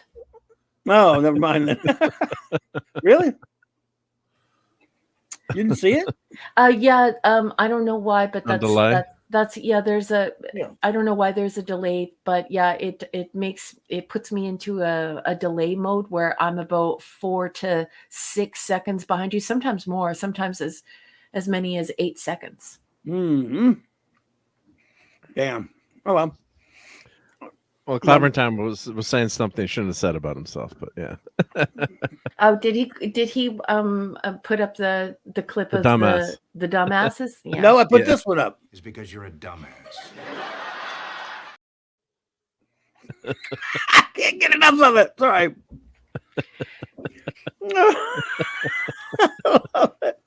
Oh my God! It's like a new toy. It's like a 5-year-old with a new toy. Merry Christmas. Thank you for that. It's the best Christmas present ever. All right, any words, Chief Engineer? Well, thank you, Raquel, for those kind words. Yeah, it's been great to get to know you, and although we're separated by almost a continent, yeah, it's like we talk all the time, and with Clobber Times, yeah, it's a lot of fun, and really appreciate you too. So dittos, as one of my favorite talk show hosts would say, and yeah, God bless you, to you and your family. Have a great Merry Christmas. I'm sure I'll talk to you, but and everyone out there in the chat, have a great holiday. Happy Hanukkah. hope you get to celebrate with family, and that's the best part of the holidays is getting together with family and spending those times. And I do get to celebrate by eating the 7-fish dinner that so Clobbering Times has never invited over to my house for Christmas Eve. But you could just have the pasta. Actually, you could eat just the pasta with the sauce. You'd be okay. Yeah, you'd be okay. You just wouldn't eat the sea bugs. But I mean, that's what I I order a pizza. But that's what I love about the holidays, and that's what we have here is a great family, a great group, and we have a ton of fun, every Saturday night. So I just really appreciate that. I'm thankful for that. Yeah, sure should be thankful for good things in life. So thanks, Raquel. Thank you, Clobbering Times. Again, if you do want to get a Doomsday Machine for your tree, there's the little guy there that I made so you can hang it. I do have one on the tree. I'm only putting one on because I'm worried if you have too many, it could eat the rest of the tree. But there's a you couple don't want of my that other. to happen. Protect the tree. Protect the universe. Protect the tree. Yep. And there's a few of my Star Trek ornaments I got to get on. What's the in tree, the background? Is that Yeti from that? That's the Bumble. Here, I'll back it up. Oh, that's the Bumble. Yeah. From Rudolph that Red-Nosed is Reindeer. so cute. Rankin and Bass. Nice. Yeah. I have the whole set of Rankin and Bass toys and action figures, of course. Yeah. Be good, Steve. Good night, Take care, Steve. Thank you Merry so Christmas. much for Merry stopping Christmas. in. Merry Christmas to you, my friend. Yowzer. Why is the Guardian of Forever the wrong color? Because it's not lit up. Because it's a Hallmark ornament. Oh, when it lights up. It lights up. It lights up. right? Yeah. Oh, God, it lights up. Yeah. And it talks Nice. to you. Yeah. And it says, "Where would you like to go?" I like to say, to a universe where there's only. That's so bad. That's so bad. It's not kidding. Oh, God. Kurtwood Smith is the greatest. Yeah. That's fun. Yeah. So it's been a good start to the holiday with that concert tonight. So I don't have the I got to get the cord out for it, shooter. Yeah. for the Guardian of Forever. It's great. Yeah. Well, I can push the Wrath of Khan button. That's battery. Nice. And this actually shoots. You can't hear it but it's Khan speaking right now. Nothing says Christmas like Khan on your tree, right? Captain, they're watching Star Trek 2. Yep, they're watching Wrath of Khan on their screen. Yeah. So I just leave that ornament out all year on my shelf. It's Nice. It's too good not to, once in a while I walk by and push it. Yep. Push the button in the drawer. Yep. Oh, let's show some on the Geekery. Good idea. Yep, and we will have some. Hey, Stephen S. Hello, Stephen. Good evening, Good to see you, Steve. Nice Stephen. to see you. Thank you for stopping in. Absolutely, ishness. Hey. In our case, it's Bumbles Bounce. Bounce. Bumbles Bounce. And if you want to know exactly how much time it is to Christmas is 7 days, 22 hours, 42 minutes, and 25 seconds. And I'm not Mr. Spock. It's because of this ornament. Counting it down. Tigger. Look at that. That's pretty cool. Bounces, bouncy. Wow. Okay. So that's the Christmas countdown ornament. Nice. Yeah. That's I love very ornaments, cool. as you can tell. Yep.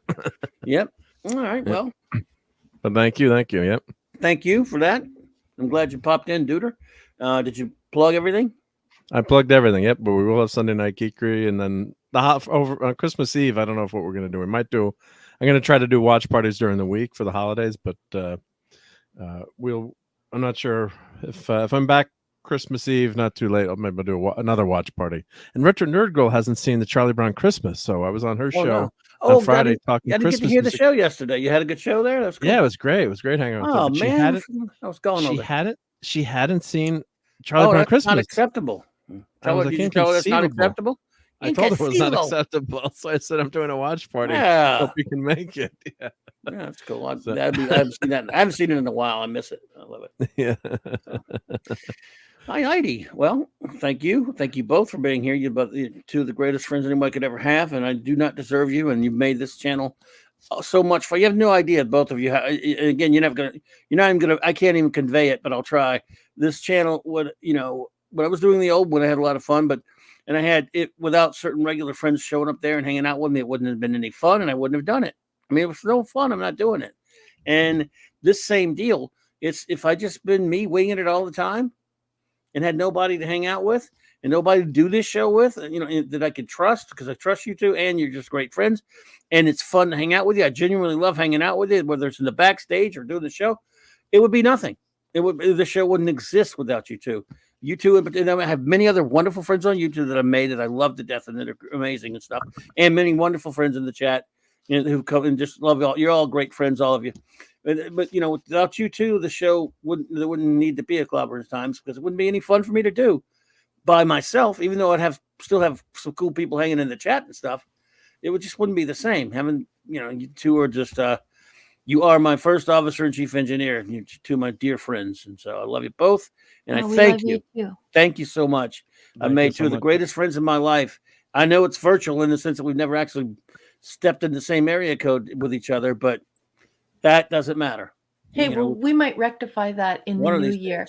And I have to take a pause here because I want to welcome him, but it takes me a second to say his name. Me too. Yoruchi Soifan. I hope that I'm not butchering that too. Yeah, same here. But it is so nice to see you. Thank you for stopping in. Yoruchi, thank you for being here. Sorry that I'm the same deal.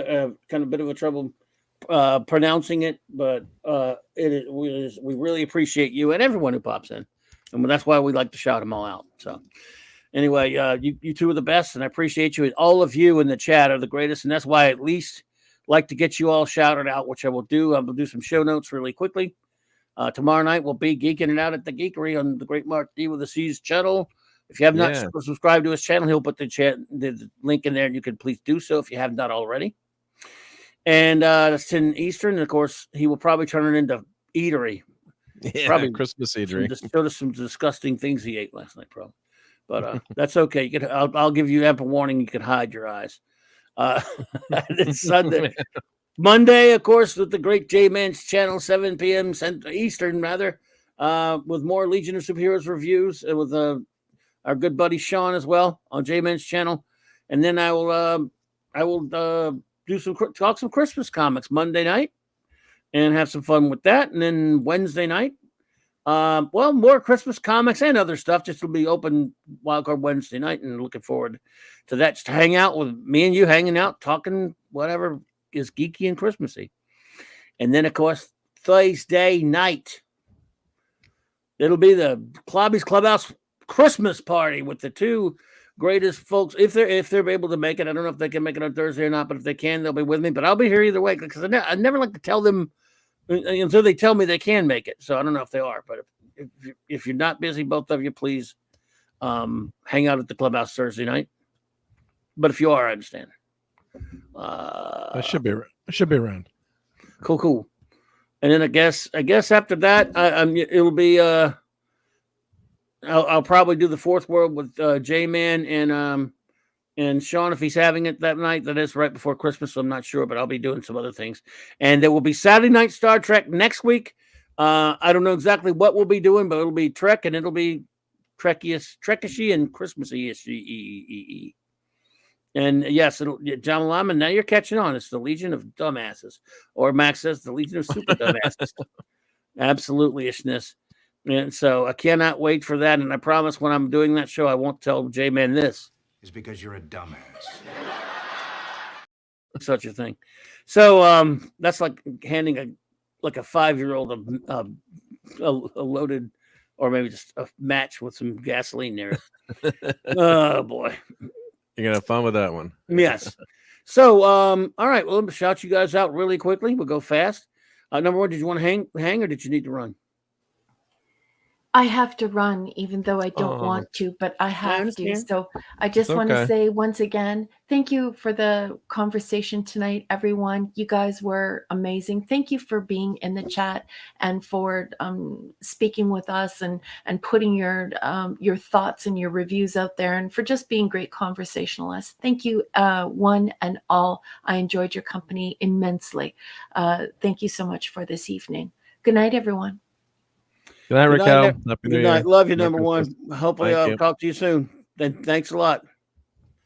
All right, we'll go quick with the shout outs, everybody, because I know we've been on for over 3 hours. And number one has to, she's been up late and stuff. So, the great Eric K., the Richard of Bronze, Chris Persia, Vindicator Wrench of the Great White North, T. Bud Martin, the Wrench of Iron, Lord Thoth, Avon Lives, Long Live the Legion, J-Man, Wrench Without Fear, Maddie's Daddy, Stephen Callell, Fanty Outsider, Hungry Boy, Master of the Claboni, and the great Maximum Redstone, Master of the Limericks, and the guy who made it where I can't stop saying dumbass now.